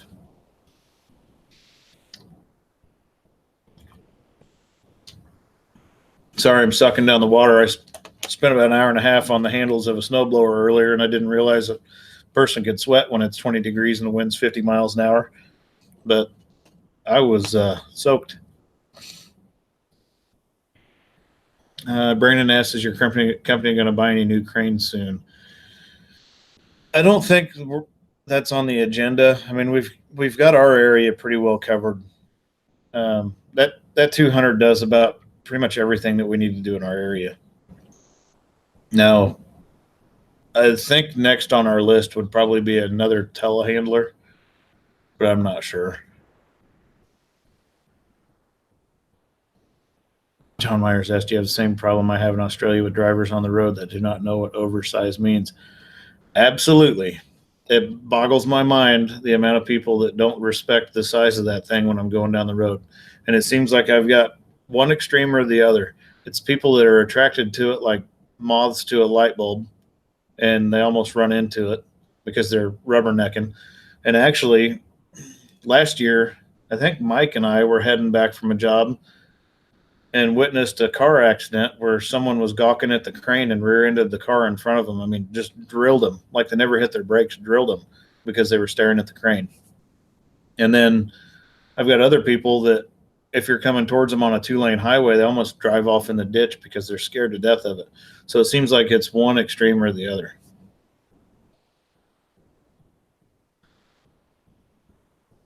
Brian Gardner says, "I think a lot of times buying a machine comes down to dealer support," and that's true. And that's Tadano has sent me some stuff. That's no mystery. That's no secret. Tadano sent me some die cast cranes. They sent me shirts and some hats and stickers. And at some point, I would love to see it turn into a sponsorship, but that's wishful thinking. Who knows? Not even going to put that on the plate. But I don't promote Tadano because they're sending me stuff. That Tadano has been a great machine, and their product support is fantastic. I can grab this phone right now, and I could call 8 different people who will answer their phone and try to help me with a problem if I have a problem. If I can't figure it out, they'll have someone in a plane on their way to our facility that day or first thing the next morning. That's good product support. That's why I promote Tadano. I've got a lot of experience with their machine, and they have fantastic product support. And the machine has operated basically flawlessly, other than one issue where it went into derate because of an airline. So, yeah, that's why I promote them. So I don't want anybody to get a false sense of thinking, well, I'm just saying Tadano is a great machine because they've sent me stuff. That's not the case. I would still say Tadano is a great machine if they completely ignored everything I was doing on my channel.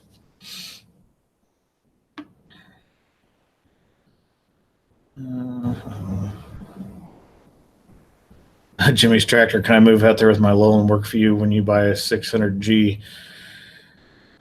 Tadano does have a 600 ton that's going to come to the market that is an awesome machine. It is brand new technology that they've invented. It's got a triple boom. It's a triple boom hydro. I don't know what it's going to cost. I'm spitballing. I may be way off base with this, but I'm going to guess it's about a $10 million crane. I would love to have one. It'll never happen, but I would love to have one. But if I did ever end up with one, Jimmy's Tractor, you absolutely could come out here and work for me. Chris Bodo, I have tornado sirens in our town. We do have tornado sirens. Brian Gardner says, for example, we have a cat dealer 20 miles from us, but Takuchi is 190 miles. Yeah, that's a no-brainer. Go with cat, because if you got to go get some parts, 190 miles is pretty long ways round trip.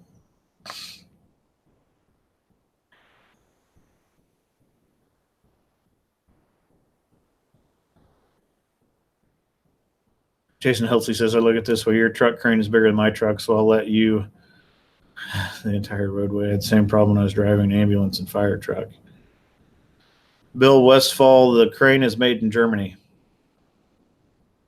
So the common misconception on the Tadano ATs is that they're made in Japan.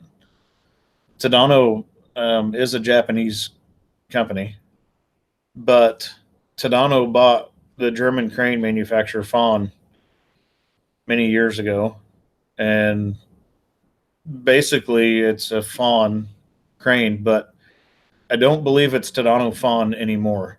It's strictly Tadano. Our 100-ton is a Tadano Fawn. It says Fawn right on the front of the hood, but right on the front of the cab, but the newer cranes don't. So they're made in Germany. The ATs are made in Germany. The RTs are made in Japan. Tadano also bought Mantis crawler cranes, so they're hydraulic crawler cranes. So that's Tadano Mantis, and those are made in the States.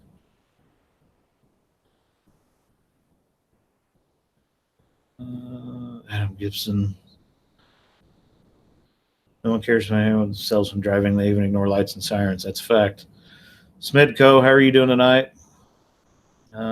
That airline equals D rate issue played all of their tier 4 intermediate cranes. Yep, and I came up with a solution for that problem.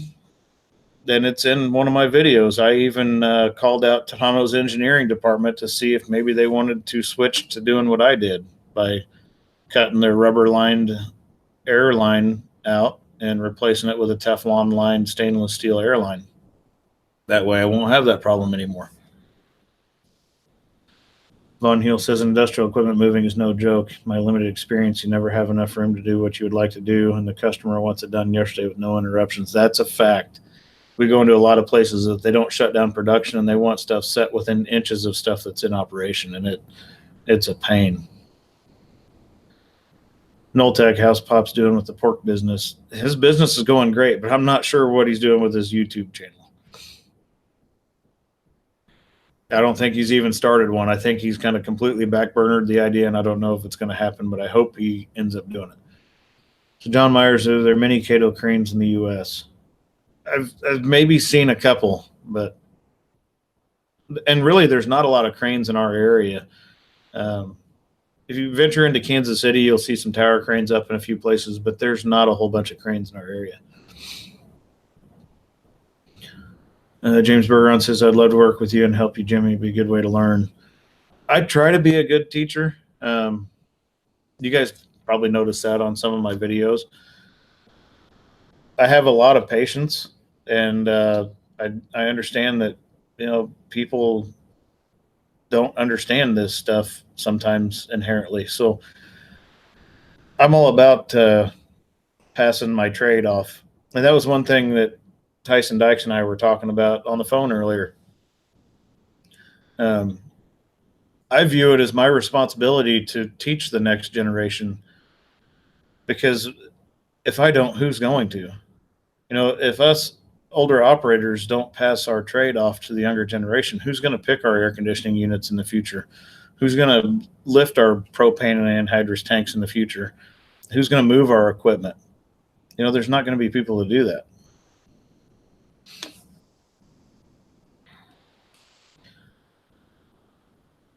Nathan Mitza, I think lower was Fawn, the upper was Tadano. Now I think it's all Tadano. I mean, granted, it's sure there's probably still some Fawn technology and engineers and stuff involved, but now it's all Tadano.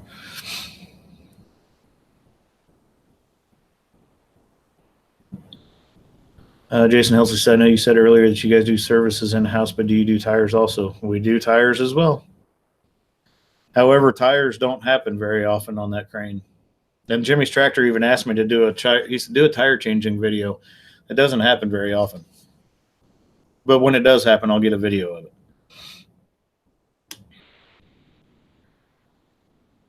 Tyson Dyke says, if we do not teach the next generation, our craft will die. That's a true story. John Meyer says, I thought Tadano was in bed with DMAG. Terrex is in bed with DMAG.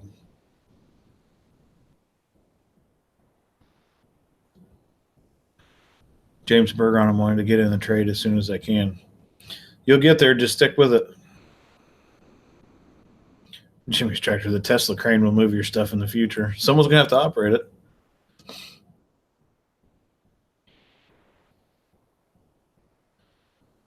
Bill Westfall says, you ever get asked to speak at school career days to further the trade? It's interesting that you asked that. I actually met with the superintendent for the school district that my kids go to, and we talked about some of that. And I'm probably at some point going to make a trip to the local high school, or maybe a few local high schools, and see if I can talk to some students. The high school my kids go to, they have a building trades program where students actually 3 hours a day go work. Well, I think their junior year, they learn some carpentry skills, plumbing skills, some other stuff.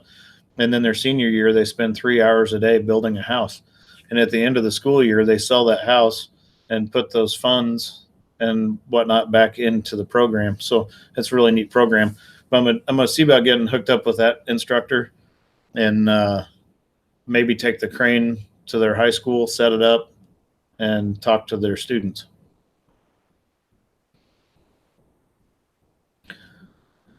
Josh Wellner, but it's hard finding next generation want to work them no matter what. That's true.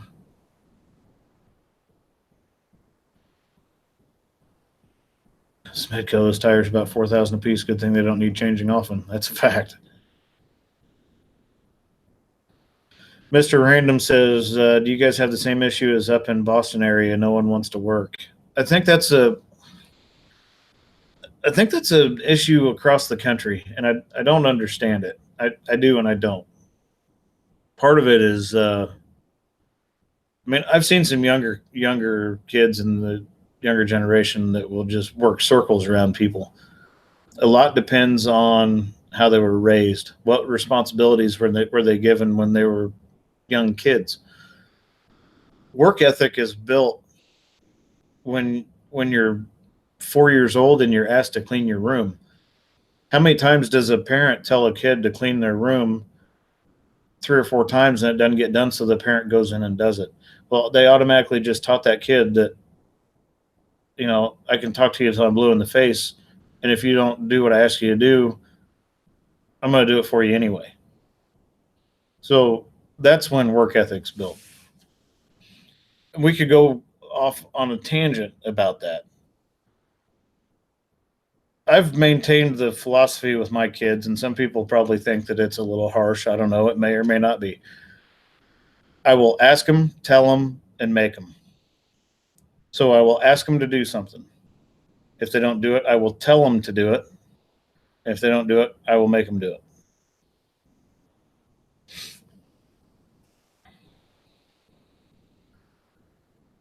Let's see. Brandon, that's great that your local schools still support the trades. Our local schools defunded all shop programs years ago, and that's terrible. I've talked about it on live streams before.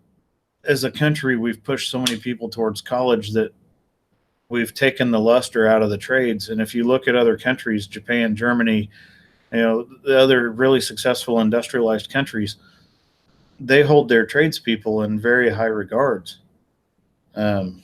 We've stopped doing that as a country and pushing all these kids to college. And, you know, a lot of times you have kids going to school and racking up all this college debt, and they get out and they can't get a job in the field they went to school for.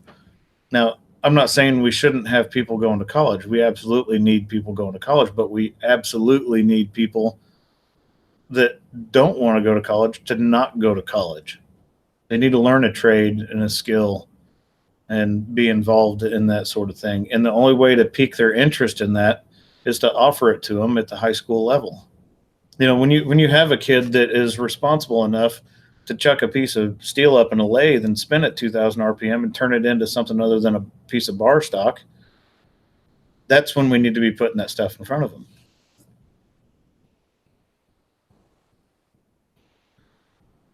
Let's see, you get caught back up. Arch Stanton. How are you doing, Arch Stanton? Do I think the castration of apple trees is unethical? I don't know.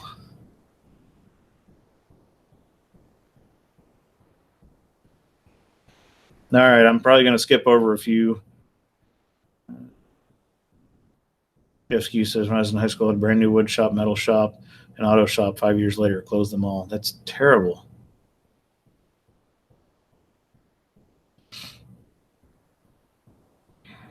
It's terrible. It's terrible for our country. And people wonder why we're in the situation we're in. That's why. Von Heel says, one of the main things that caused me to get out of the equipment industry was trying to accommodate all the while you're here requests for things that would have been easy before you left the shop. Yeah.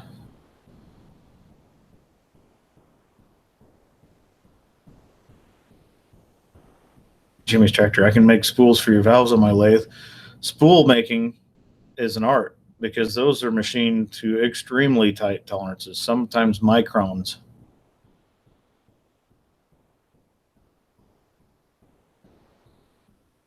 Brandon says, I think college is great for those people who want to go to college. College is not the only way to be successful, though. High school should introduce kids to a variety of different careers. And that's another reason why I have been trying to reach out to Micro. And I've actually got a friend of mine working on an email that she's going to send out to Micro and try to get his attention. Micro does a lot for the trades and promoting the trades. He doesn't do the dirty jobs thing anymore, but he still has his Micro Works Foundation where they give people scholarships to get into trades, trade schools and get an education in the trades. And I would really, really like to get Micro to come hang out one day, go do some crane work, and promote the crane side of the trades because he hasn't done that. That's one job he hasn't done. All the dirty job stuff. He did a billboard, I think, where they had a crane involved, but he's never followed a crane from start to finish. And I think if he did, he could pique some interest in some people. It's obviously an interesting field where my channel wouldn't have been as successful as it's been in the short period of time that it's been on here. So if any of you guys have a connection to Micro, if you could send him my way, it would be fantastic.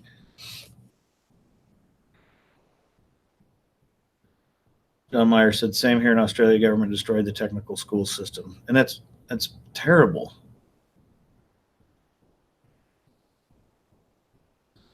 Tyson Dykes is checking out. He says he's got to get the evening routine going with the family. He says everyone hit the bell icon. Thanks for jumping in, Tyson, and enjoyed our chat today. Like I told you earlier, if you have any questions, don't hesitate to get a hold of me. I'll do what I can to help you. I will help anybody that's willing to help themselves. If I don't have an answer for you, I will get you in contact with someone that does.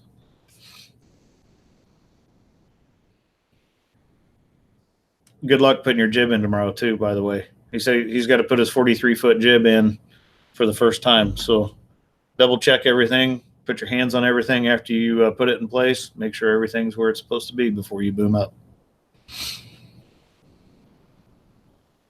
Jeff Skews went truck hunting Saturday looking for 5500 manual transmission. Dealer said he'd search Monday.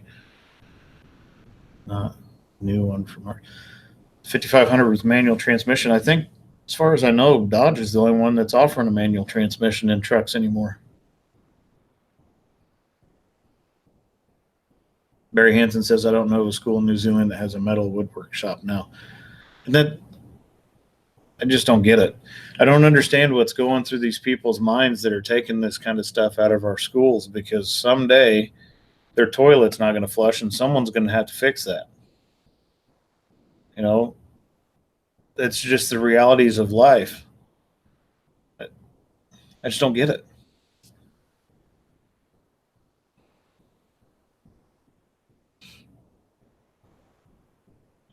Victor the Ripper All about right at school, needing to take responsibility, guide kids into the trades. It was neat. I did have an opportunity up in Iowa. I was setting a house last year, and we were setting a house in a residential neighborhood, which was kind of tricky. I had my outriggers in the house next door. I had my outriggers in their driveway, but there was a local high school that had a building trades program as well, and that teacher knew that we were putting the house on a basement, so he brought his building trades class over to watch us do that. Well, in between setting pieces, I set the first half, and the house setting crew, since we were in a neighborhood, they had some time in between setting the first half and the second half, and prepping, getting one carrier out of the way and getting the other half of the house backed in and getting it prepped to pick it. And since we had some downtime, I had that entire building trades class all around that crane, up on the deck, shut it off, let some kids get in the seat and see what everything looked like inside, and talk to them for 25 or 30 minutes while that crew was doing their thing. And I think I really had an impact on some of those kids. At least I hope I did. Every one of them was enthralled, and a few of them I think we're going to actively pursue going into the crane field.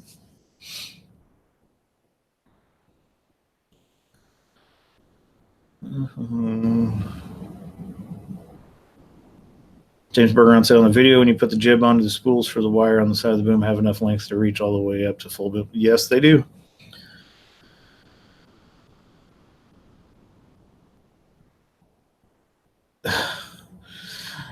Nulltech DIY shop class on YouTube, how to fix the toilet. Yep, that's how people fix their own. I suppose, there's a YouTube video for anything.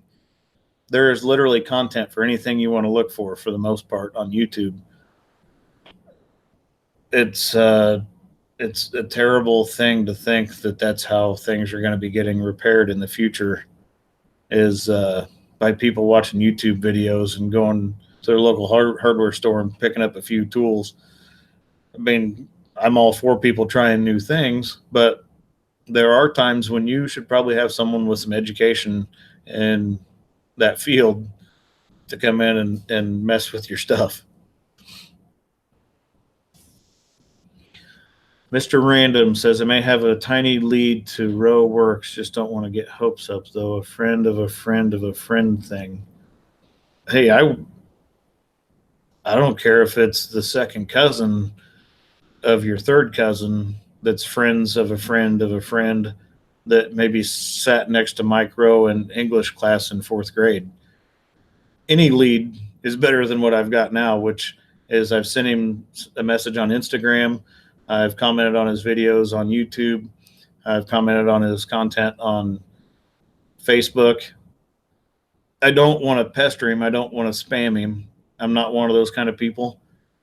But I would love for him to showcase cranes. And if he's going to do that, why not do it with my channel?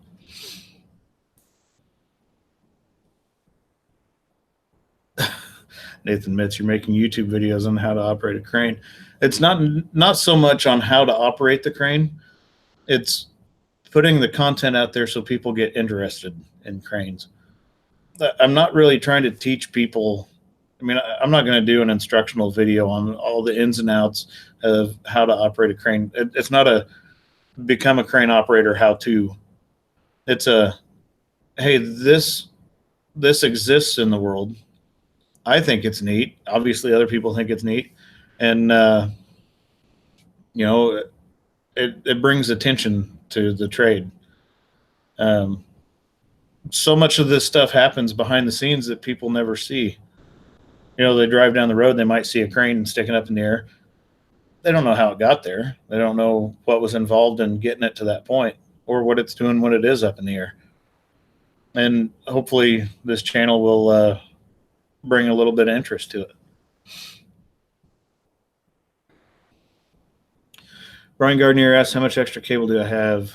It depends on how many parts of line I have on the drum, if there's anything that's extra. There's 1,100 feet of rope on the winch. And if I use every shiv on the end of the boom, I can't run the full boom out and touch the ground. I mean, by the time you go up and down 8 or 10 times, that takes up a lot of rope.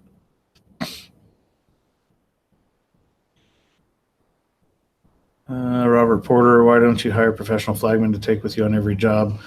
Not every contractor knows how to flag a crane, might make it smoother. Robert, a lot of times on jobs, if the contractor doesn't have a signal person or a flagman, then my oiler will do it. So essentially, I do take a professional with me everywhere I go. All of our all of our oilers, operators, and a lot of our carpenters, millwrights, and stuff are rigging and signal person certified. So unless I'm in a boom truck, if I'm out in a boom truck, I'm by myself. I'm kind of at the mercy of the contractor at that point. If I feel like they have no idea what's going on, we talk about it beforehand. I mean, we talk about our lifts beforehand anyway, but I'll ask people, hey, do you know your crane signals? If they say no, as long as I have line of sight the entire time, I'll tell them to point where they want the load to go. At that point, I can make that happen.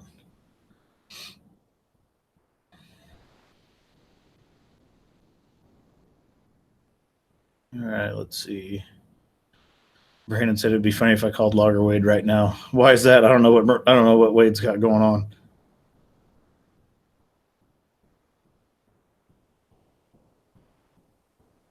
Larry P says, talk to the school boards. They're the ones with the purse strings, afraid of the expense. I can see that. I mean, I can see that they're afraid of the expense, but how expensive is it if you put out an entire generation of people that don't know how to do anything? That to me is more expensive than put $1 million into your local high schools to teach some kids how to do some things and be productive in the future. West Coast Logging, Alex, how are you doing, Alex? Had to stop in, say, boys, hope all is good. Holiday weekend. Hope you had a good Thanksgiving, Alex.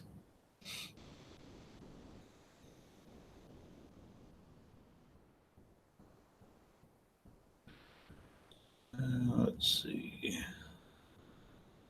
Nathan Mitz is going to pick the brains of the older operators. You can pick my brain if you want. There's not a lot of picking there, but feel free.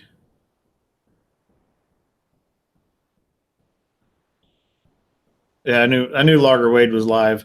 I talked to him yesterday. He said he was going to do a live stream tonight. He actually was going to have me on his stream tonight, and I told him to put. I said, well, that's cool. I'll jump on your live stream. And then I texted him last night about 11 o'clock. I said, you know what? I've been on your live streams, and my channel is growing very well right now. I said, why don't you have Jason Works a Lot on as a guest on your channel tonight, and see if you can generate some action on Jason Works a Lot's channel, because Jason, he's a super smart guy. He builds some off the wall stuff, and he has some funny content. So while I've got 63 people watching, that's another channel. If you haven't watched Jason Works a Lot, go check Jason out.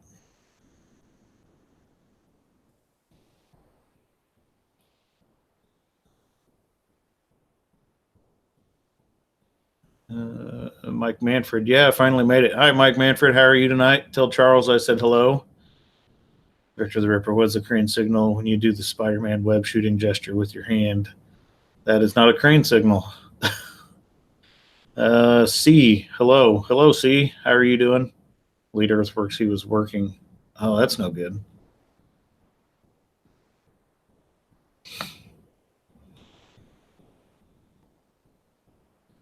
Larry P, very true. They're too nearsighted and claim to be thinking of the future. Yeah, and that's, oh boy, it could be,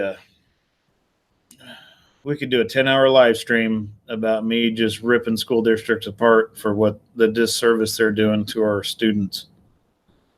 I mean, we really could. I could talk everybody's fingers off.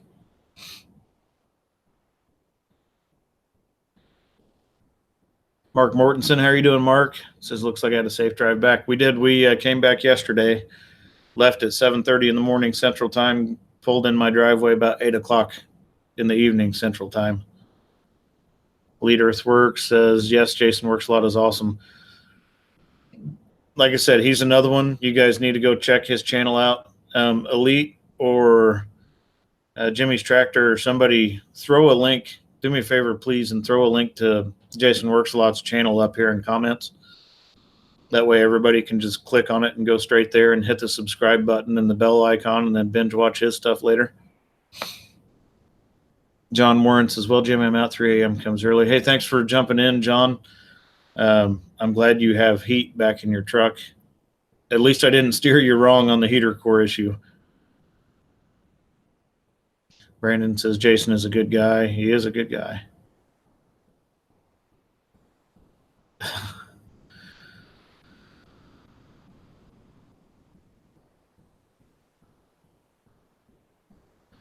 That is James Bergeron says, Elite Earthworks LLC and Jason Works a Lot. So funny when they live stream together.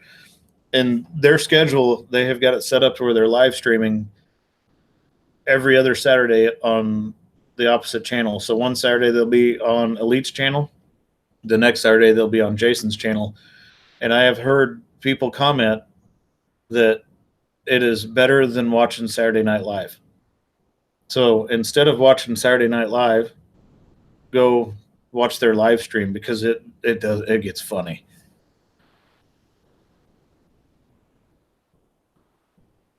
Von Heel says, my biggest issue is even the school districts that do offer some sort of trades education treat it is less valuable than the college path.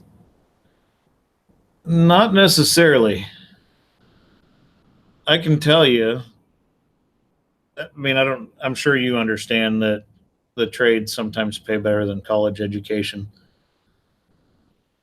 When my wife had a master's in nursing, I was making more money than what she was, and I was sitting in a crane. I'd be willing to bet if you take 90% of the college professions and put their income next to an iron worker, electrician, pipe fitter, heavy equipment operator, crane operator, our incomes probably surpass or are equal to 99%. Probably surpass 99% of college educations.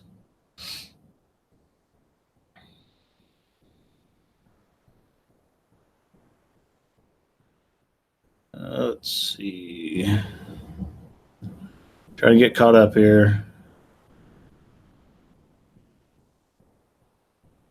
MSL Logging says my live streams suck. Your live streams don't suck. Sometimes you have technical difficulties with the internet.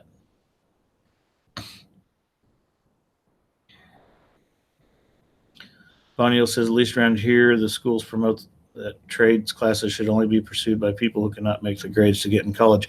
And see, that's terrible. It's terrible that they're doing that.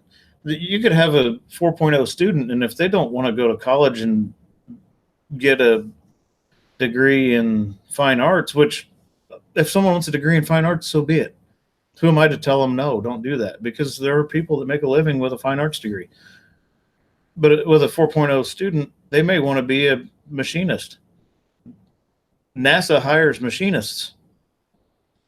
You know, we got to have them. So they shouldn't be passing those trades classes off to kids that they feel like can't do anything else with themselves.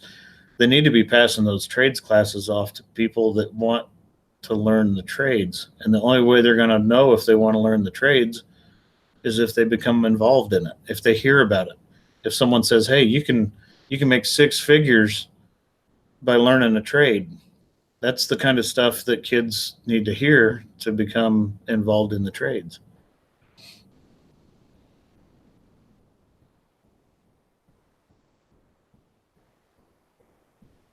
If you just call Ralph, he'll break your internet for you.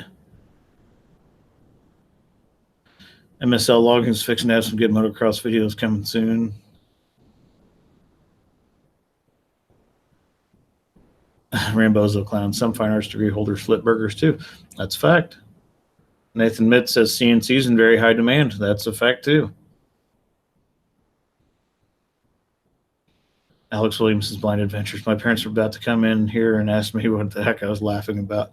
You were probably laughing about the tangent I'm going off on. I mean, you guys can sidetrack me pretty quick just by mentioning trades in schools. And I apologize for that if you guys don't want to hear it, but I'm very, very adamant about promoting that stuff. Larry P. Another issue, most of the major trades in this area, West Central Montana, are gone for good. Jim said, I made a good living as a crane operator. And it is. It's a very rewarding career, and it's very lucrative. Really, the sky's the limit. If a person wants to jump in a crane and travel, they can rival the income of a lot of doctors. Probably make more than a lot of doctors. And if there's any doctors watching my channel, they're probably not too happy to hear that a person can get out of high school, go to 4 years of learning how to operate a crane, or spend 4 years learning how to operate a crane, go out on the road, do some traveling, and make more than a doctor does.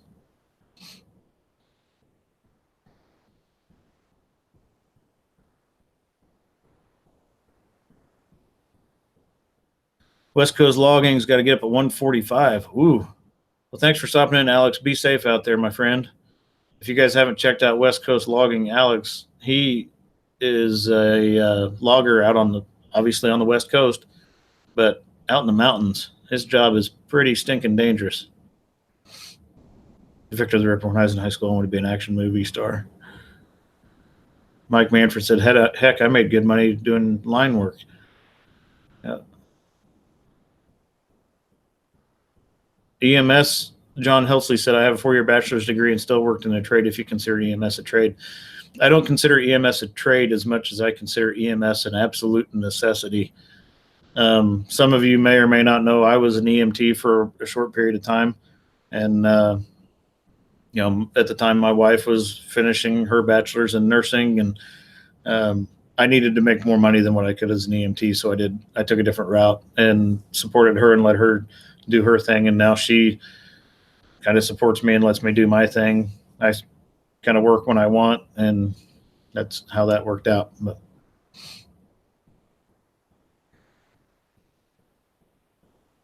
so EMS is a necessity. A lot of people, EMS is the unsung heroes of the medical world, and they like the trades don't get enough recognition. They teach you a thing in EMT school called the golden hour. So if you're involved in some traumatic situation or you have a medical emergency, the golden hour means your first hour defines your outcome. And typically within that first hour, it's not the doctor that comes and rips you out of the car that's on fire or saves you or pulls you out of your bed when you're having a stroke or a heart attack. It's the EMTs that do that. So the first people to lay their hands on you are the ones that are going to define your outcome. So EMTs or EMS in general, along with the trades, don't get enough recognition.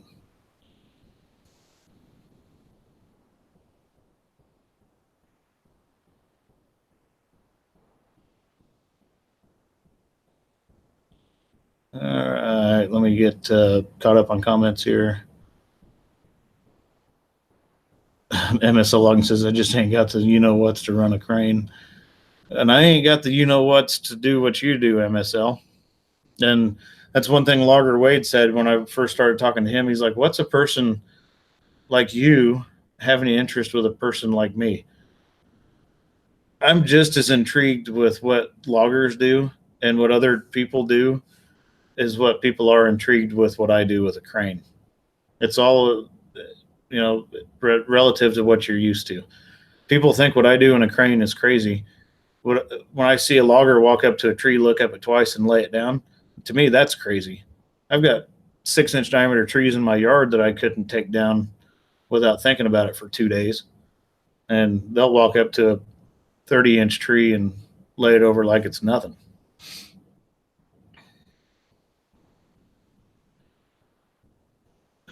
Jimmy's tractor, where'd that comment go?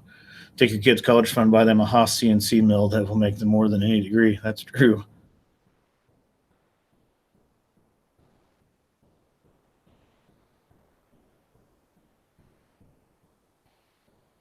Ken Gamble, true story. Best job in the world is the one that you like. And I've always said that. If you enjoy what you do, you'll never work a day in your life. Now, I enjoy what I do, and sometimes it's work. Swinging the jib, putting inserts in, that's work. But I still enjoy my job.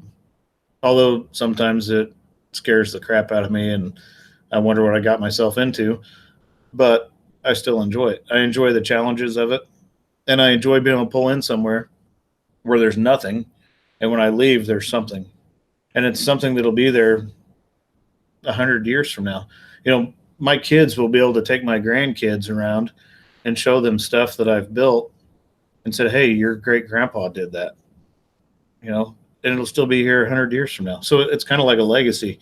When I put up some things that are going to be there, who knows how long, it's kind of like my legacy.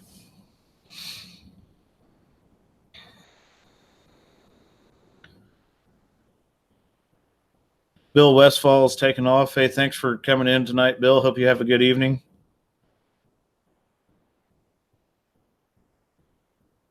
Larry P., I was content with being a fly on the wall, but the issue of trades, you got it spot on, so I had to get involved. Feel free. I encourage people to get involved, ask questions. I have been terrible about responding to comments lately, and for that I apologize.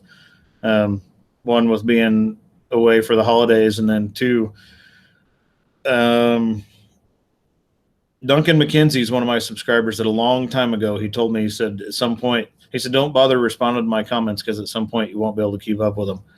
And I told him, I said, I'm going to try to keep up with every comment that I get. It's gotten to the point that I can't keep up with them. And that's a good thing. And I'm very appreciative of that, but it is difficult to get caught up. So if I make a video and you guys comment on it, and historically I've commented on every one that I've gotten, I may miss you, and for that I apologize. There's just a lot of them to get through. Jason Works a Lot. How are you doing, Jason Works a Lot?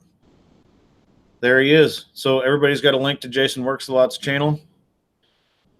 Go over and hit that subscribe button on Jason Works a Lot and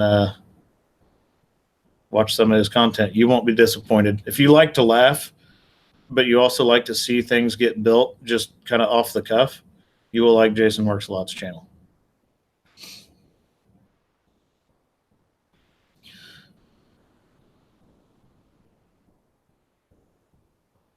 I'm so like, oh, there's that weird guy, Jason, somebody.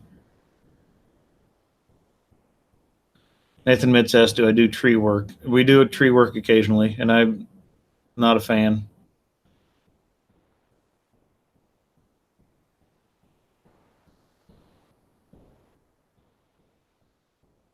Elite Earthworks LLC, he just broke 500. All right. Well, let's try to get Jason to 1,000. It's going to take some doing. I'm already 8 minutes over when I would normally shut this off, but if we could get a few people over to Jason Works a Lot, that'd be awesome.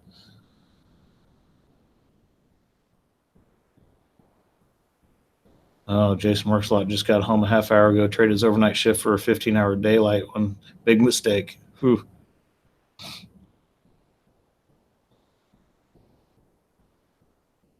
Don't go telling them things about me. They'll be disappointed.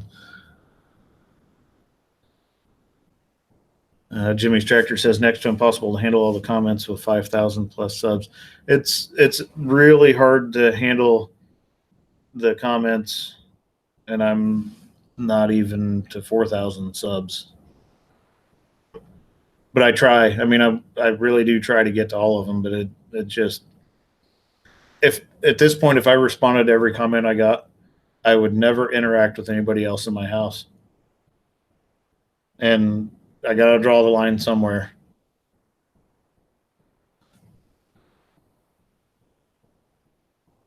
Diamond Rio just got on. You're going to shut her down, Jimmy? Nope. I'll hang in there for a little bit longer for you.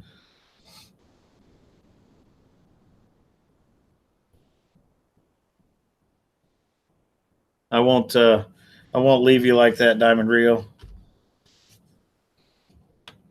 Dakota Lifestyle 12 new subscriber. Just watch your video installing a jib on a hydraulic crane. Neat. Hey, thanks for subscribing and thanks for jumping in. So, why is there so many wrenches here? Occasionally I don't have moderators on my channel on every live stream, so I have several people that are moderators, and that's to weed out the people that are jumping in and starting problems. But I got a question for Dakota Lifestyle 12. I'm trying to figure out where my jib video is being placed. So where did you see it initially? Did it like autoplay after another video? Was it on YouTube's dashboard? Was it a recommended? I mean, that jib video, I think, is the one that kind of started the big uptick in my channel growth, and I'm trying to figure out where YouTube put it.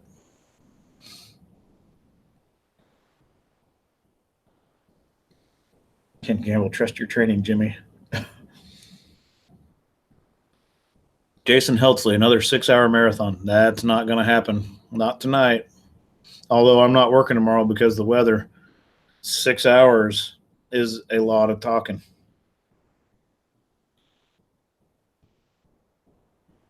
Mr. Random, I don't care if you don't respond to a comment as long as this don't go to your head. I'm 100% grounded, and actually, like I said earlier, and I've said it 100 times or 1,000 times, humbled, extremely humbled.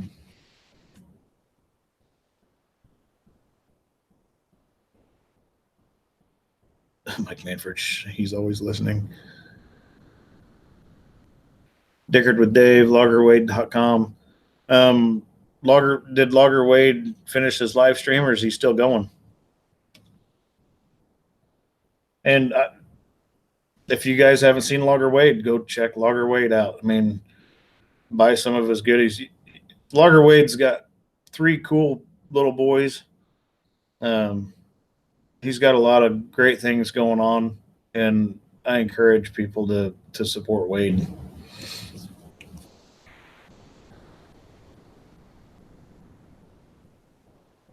In Rio, I just looked at all your videos you have and picked that jib video because it looked interesting.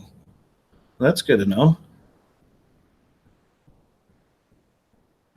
New to the channel, great video. Terry Walker, welcome to the channel and thank you. Dakota Lifestyle 12, the video for me was listed as recommended. Okay. Thanks for letting me know that. I'm just trying to figure out what's going on. Chris DeBow, okay, I'm back. Oh, Dickard with Dave said he's done.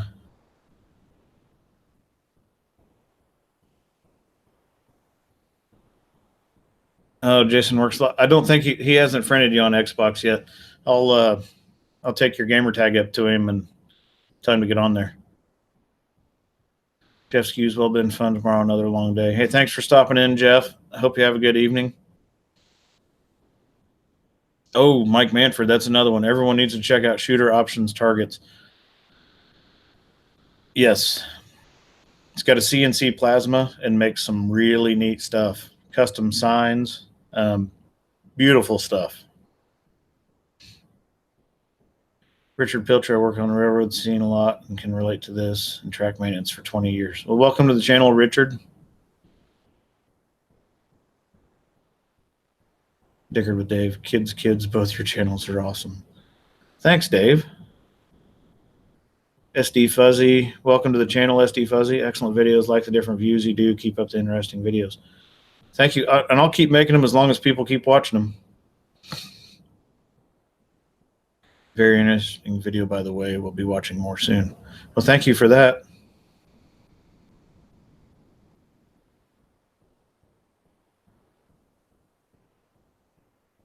Mr. Random says the video for me came on after Let's Dig 18. Von Heels for me, your video started recommending list after I happened to click on one of your comments on Ron Pratt's videos.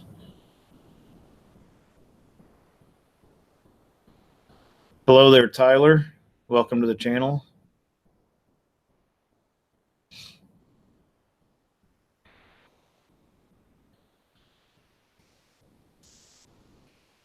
Yeah, I mean, it's hard to even keep up with comments on here. But we're doing it. We're going to make it happen. I've had to skip over a few, and I apologize, but I'm going to try to get to everybody.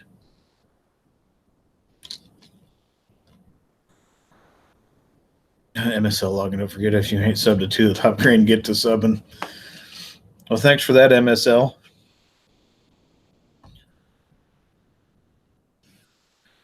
But the all those people that are new, just subscribed, I try not to consider this my channel. I try to consider this your guys' channel. I want this to be the subscribers' channel. So if there's something you want to see, if I can make a video of it, I will. Sometimes I forget. Jimmy's Tractor knows that. He's told me to post that computer video for probably 8 weeks now, and it's a video of like I said earlier, of the LMI, the computer screen, and the crane. So I need to get that done.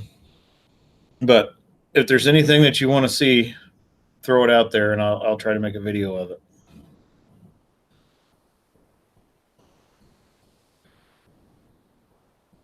So Dickard with Dave, how's Canada? Dickard with Dave is north of Montana quite a ways, and I think it was back in August he sent me a picture of, I think, 16 inches of snow that he got one night. Mike Manfred, we have 59 people on here and only 38 likes. Come on, guys and girls, we can do better than that.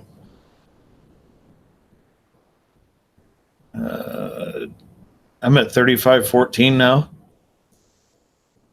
Man, it just, like I said, it just blows my mind.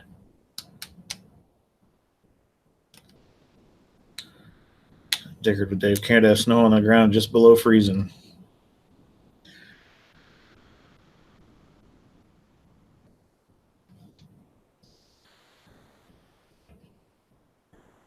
Elite Earthworks 3520. How did I just go from 3514 to 3520?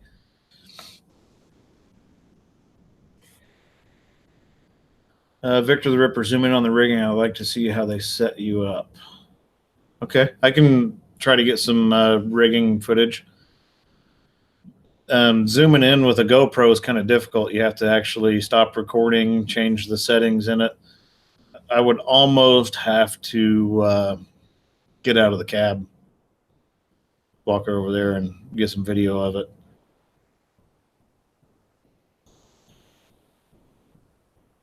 MSL logging, you're famous. I'm not famous. I'm just me. That's one thing you guys, if you guys don't know Randy with G4 Outdoors, he's a longtime friend of mine.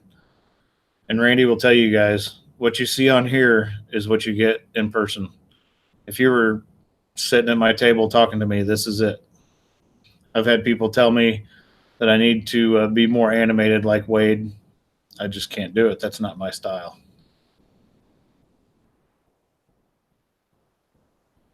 SD Fuzzy, some videos on maintenance, etc. would be interesting. Next time I service the lower, we'll do some video of that. I've got some repair footage, hydraulic cylinder that we rebuilt. I'll get that edited and uploaded it here in the near future. We'll get some more maintenance videos out there. Jimmy's Tractor Sub Talk will add 10 fast with 60 watching. Oh, talking about people subscribing? Nathan Mitz, I would like to learn more about reeving my block. I can probably do a block reeving video.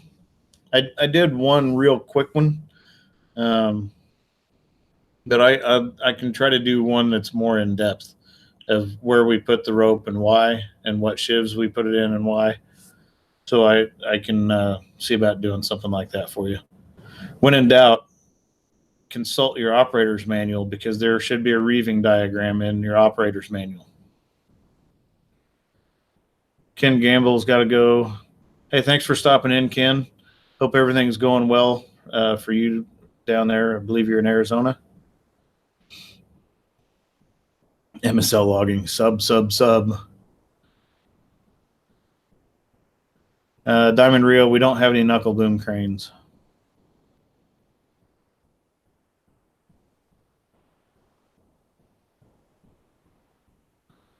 Von Heels. I've thought about that, and that is a fantastic idea. He says, I wonder if one of the Oilers would be willing to wear a GoPro to show the pic from both perspectives, Cab and Oiler. Mike doesn't like talking on camera. So I don't know. I'll try. Mr. Random asks, how did helpers get the name Oiler? Back in the day, cranes had to have almost constant oiling on their rotating mechanisms. So they would actually sit back there in the house of those old steam cranes and then friction cranes and whatnot and keep everything lubricated. So that name has just kind of stuck. MSL logging, moving you on up. Larry P, are the heavyweight cranes all crawlers? At what weight do they change? No, Liebherr's got a 1,300 ton hydraulic that's on tires. So anything beyond that's pretty much going to be tracks, unless it's specialized. I think Liebherr makes the biggest hydraulic with a 1,300 ton capacity.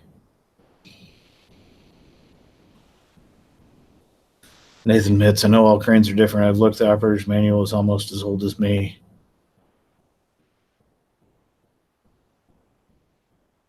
Jimmy's tractor, I need to be able to operate the Tadano if you're not around. That's why I watch. Mike Manford, tell Mike to suck it up. Jason Helsing, did you see Randy's short video the other night? He apparently tried to steal gas at the dock by accident.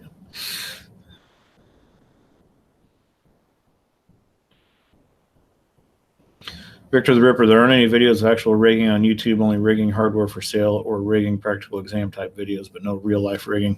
All right, I'll see if I can change that. Diamond Rio says that's what they use at working, reaching to buildings, pull pumps and motors. Just bought 2 new Palfinger cranes on the Freightliner 122 SD chassis. Those Palfingers are pretty cool and they're tough. They don't look like they'd be near as strong as they are, but they're pretty tough little cranes. I'd say little. A lot of them will get up 60, 70 feet, I think. MSL logging, got to get the kids to bed. Log tomorrow. Hey, thanks for coming in, MSL. Everybody go check out MSL logging. If you like to watch people do crazy stuff with chainsaws, there's one to go look at.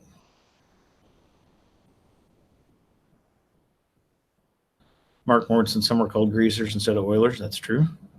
Richard Pilcher from Mondeville, Wisconsin. You're up there a ways. It's really winter up there, I'm sure. Von Heels, I could cut the audio. I could. I'll see if I can make that happen.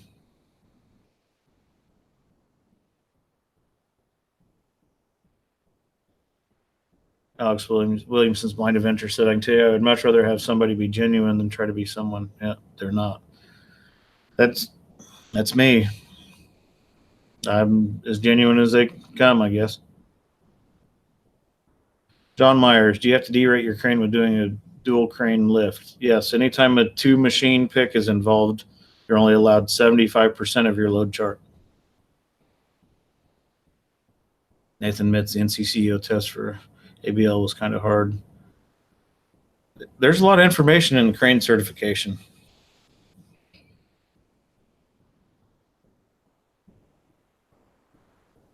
Diamond Rio says, love it. Spec it with winch line and 57 feet of boom. That's a big Palfinger. Those are neat machines.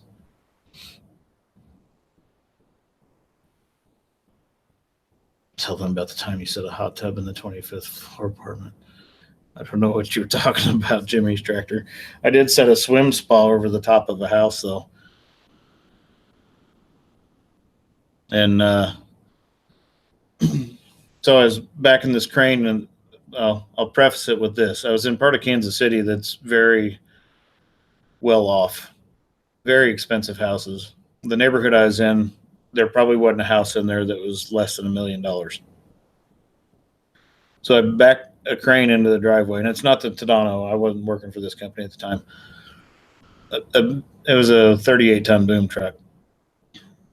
Back it in the driveway, get it set up. the guy that owns the house comes out. First thing out of his mouth before I'm getting ready to set this $20,000 swim spa in the middle of his brand new $70,000 teakwood deck. And he says, "Hey, have you seen that video on YouTube?" I'm like, "Oh, yeah, I know which video you're talking about. We don't talk about stuff like that until we're done and leaving." But he was referencing the video that guy was setting a pool behind the house and turns the crane over onto the garage. So he was asking me if I'd seen that video before I was getting ready to set that pool over his house, or that swim spa. So that's one thing I don't talk about on job sites is crane accidents. There's no sense in jinxing yourself.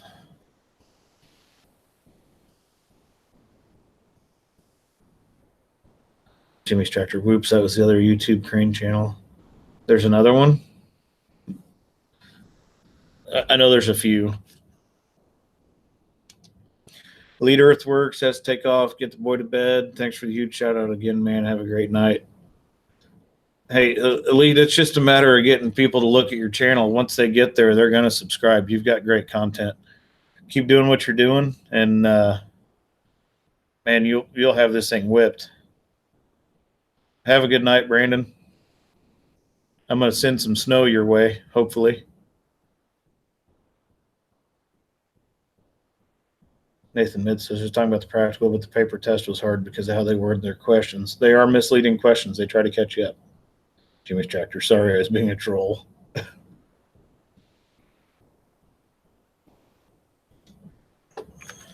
Oh, that's no good. Brandon Gardner says he saw a company trying to set a standby generator and he was maxed out and dropped it. I'm like 6 inches. 6 inches or 6 feet up. That'd be no good. Either would be no good. Carson Todd. Try to save Willie's rear wheel.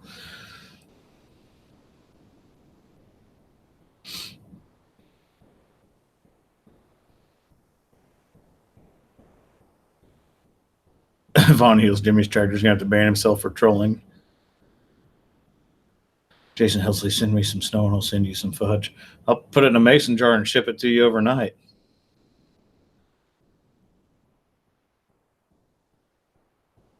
Jason Workslot's also heading out. Phone's about dead and going to get changed from work. Hey, stay safe out there, guys. And Jason, thanks for tuning in. I hope everybody's headed over there and checked you out tonight.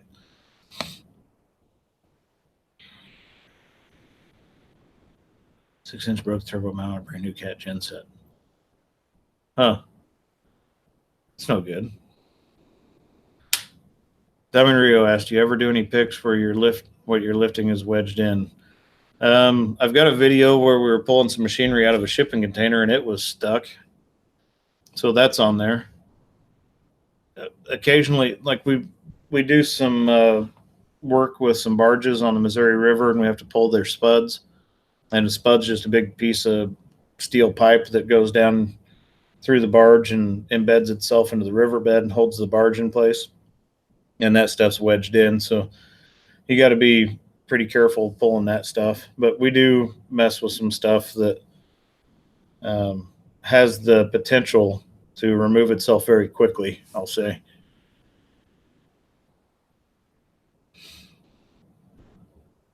Jason works a lot. I appreciate it. Also going to UPS tomorrow. I'll text you. All right, Jason, go get some rest, man. You were tuckered last night, and then you worked 15 hours a day. Go hang out with wifey works a lot and get some rest. Nathan Mitz, good night. I have to get some sleep so I can be alert to operate the 50. Hey, thanks, Nathan, for joining the channel and jumping in. Keep the dirty side down. Josh Wellner's jumping out. He's going to get his butt kicked tomorrow on the boat. Have a good night, Josh.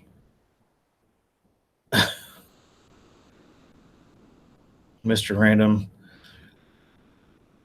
Thanks for that. It's going to fix itself tomorrow. Keep this up. You really got something going good here. I appreciate that. The only thing I will ask, please, is I try to keep this as family friendly as possible. I know there are some subscribers that are watching with kids, and so that's one thing you won't find me doing is cussing on my channel. So if you wouldn't mind keeping that out, it'd be appreciated.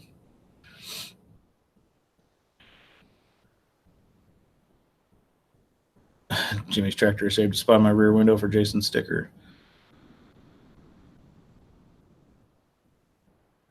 Von Heels says, I would think the scariest picks would be the ones where something is being cut loose in midair and you're not sure the exact weight of the piece beforehand.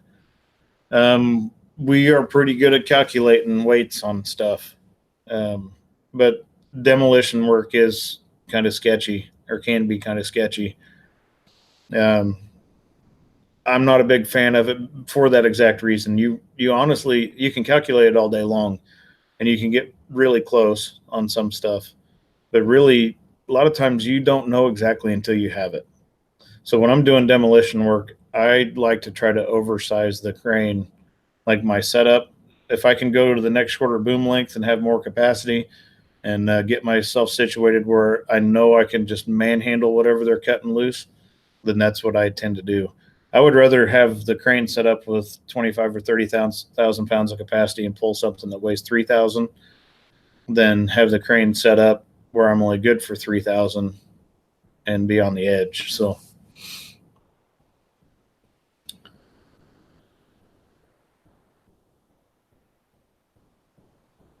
Hard Hat Drivers Corp. New operator. Should I go crane rental or marine contractor?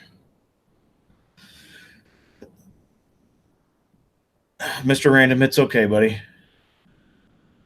You didn't know any different. No harm, no foul. We're all good.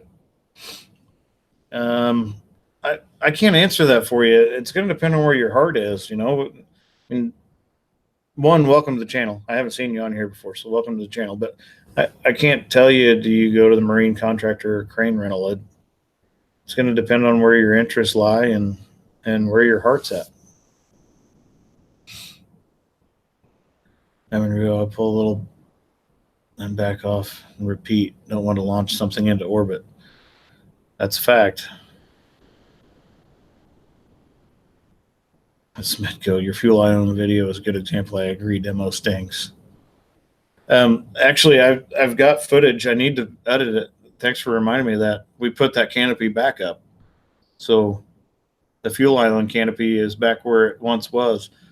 Good friend of mine recorded footage from outside the crane again. I'm going to try to mix all that in together, and we'll see what we end up with. I may do that tomorrow.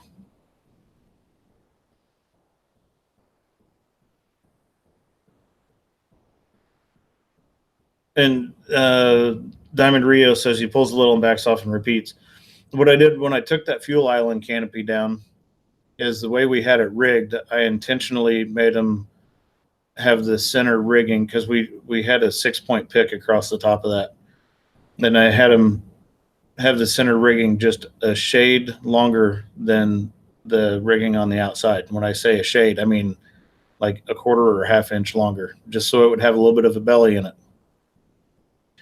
And I told them when they were cutting it, I said, as you're cutting those columns, when you start getting to the end of your cut, watch that column and stop and tell me, are you getting a gap or is the gap closing up? Because if the gap's closing up, I need to put a little more weight on it. But if the gap's starting to open up, then I need to take a little bit off of it. So getting that kind of feedback from people that you're working with definitely helps. But still, demo, there's a lot of unknowns in demo, and we're involved in it. It's one of those that takes practice, and you got to make sure you have all your ducks in a row. I mean, you have to have all your ducks in a row anyway, but demo especially.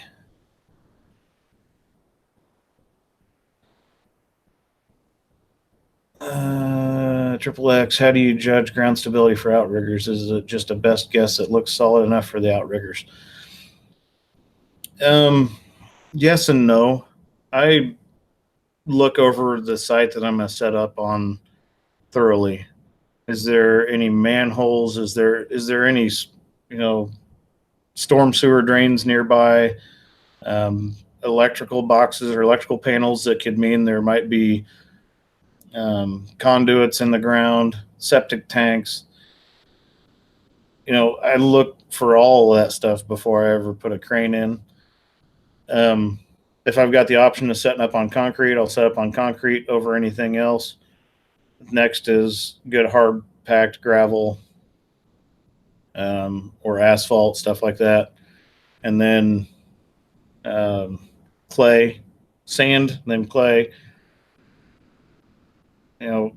Every site's different, but I don't have ground penetrating radar, so it's not like I can scan for caverns or any of that stuff. But a lot of times when you pull into a site, if you look around, you can kind of get an idea of what has been done underground. So I do a pretty thorough assessment before I ever put the crane in a particular spot. James Bergeron, when they welded the fuel line canopy, did they weld it with stick or MIG? They stick welded it back together. Barry Hansen, for your info, I dodged a bullet with the weather. So you didn't flood. That's good. Mike Manford, large pads under the outriggers. And I've got 52-inch diameter round crane pads. And I've also got our big steel crane pads. And I use both depending on what I'm doing and depending on the site. And it's going to depend on how much counterweight, how much I'm picking, and what the site looks like. Again, I had someone critique me and tell me that my 52-inch rounds weren't adequate. They are adequate as long as you use them up to a certain point. And you got to know what you're doing before you set up, whether or not those are going to be adequate. You got to know what you're picking. You got to know what you're setting up on, all that good stuff. I will never put full counterweight on that crane without my big pads down. So that's one of those things. If I have a full stack of counterweight hanging on the back of the crane, boom, fully retracted and boomed up to 70 degrees. If I spin in a full circle on top of the carrier, as that counterweight stack goes over an outrigger, it'll put 97 tons on that outrigger. So anytime I have full counterweight on, it's on big mats, period. But I do use my 52-inch rounds occasionally if we're doing certain stuff in certain areas. So Barry Hansen said this one hit higher up in the country. Another storm rolled through. I know you about flooded. What was it, last week? Hard Hat Drivers Corps, great channel, the only one like it. Thank you for that. And as far as I know, I think I am the only channel that is doing what I'm doing. I would encourage others that are in the field to do the same thing. The more of this kind of trades content we can get out there, the better off our next generation will be. Mike Manford, Jimmy does not want flying toothpicks. That's a fact.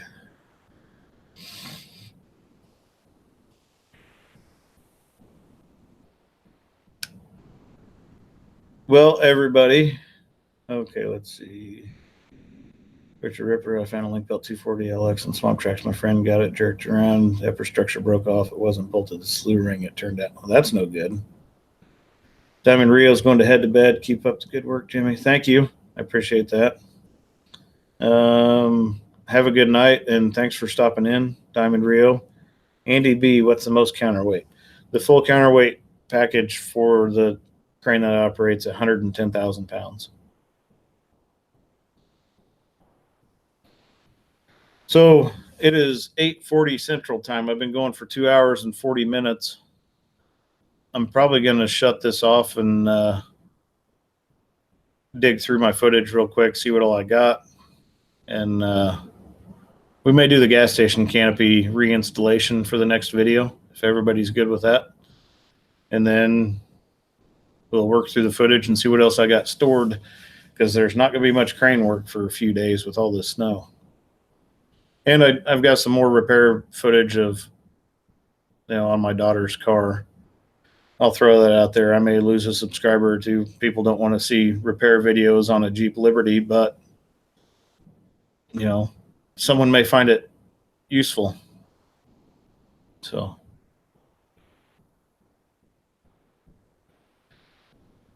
well, everybody, I appreciate everybody stopping in. Thank you to everybody that has recently subscribed. Many thank you to everybody that has been here. I'll answer this quick question. Triple X is a great channel, by the way. Do you see many female crane operators? I do see a few, and actually, female people discount females in the seat of a crane, and I don't. Females make good crane operators because they tend to have a lot of patience, more so than what a lot of the men that I've worked around do. So I would encourage females that are interested in this kind of stuff, go after it, make it happen. Don't let someone discourage you from doing it if you're a female because you're afraid of the flack you're going to catch for being a woman sitting in a crane. Move past that, and if it interests you, get in there and make it happen. Well, I appreciate everybody. And Andy B says, thanks for your time. Thank you guys for your time. Thank you for making this become what it is becoming. And like I said, this is your guys' channel. If you want something, if you want to see something, let me know. I'll try to make it happen. I won't refer to this as my YouTube channel. This is you guys. So with that being said, To the Top Crane is out.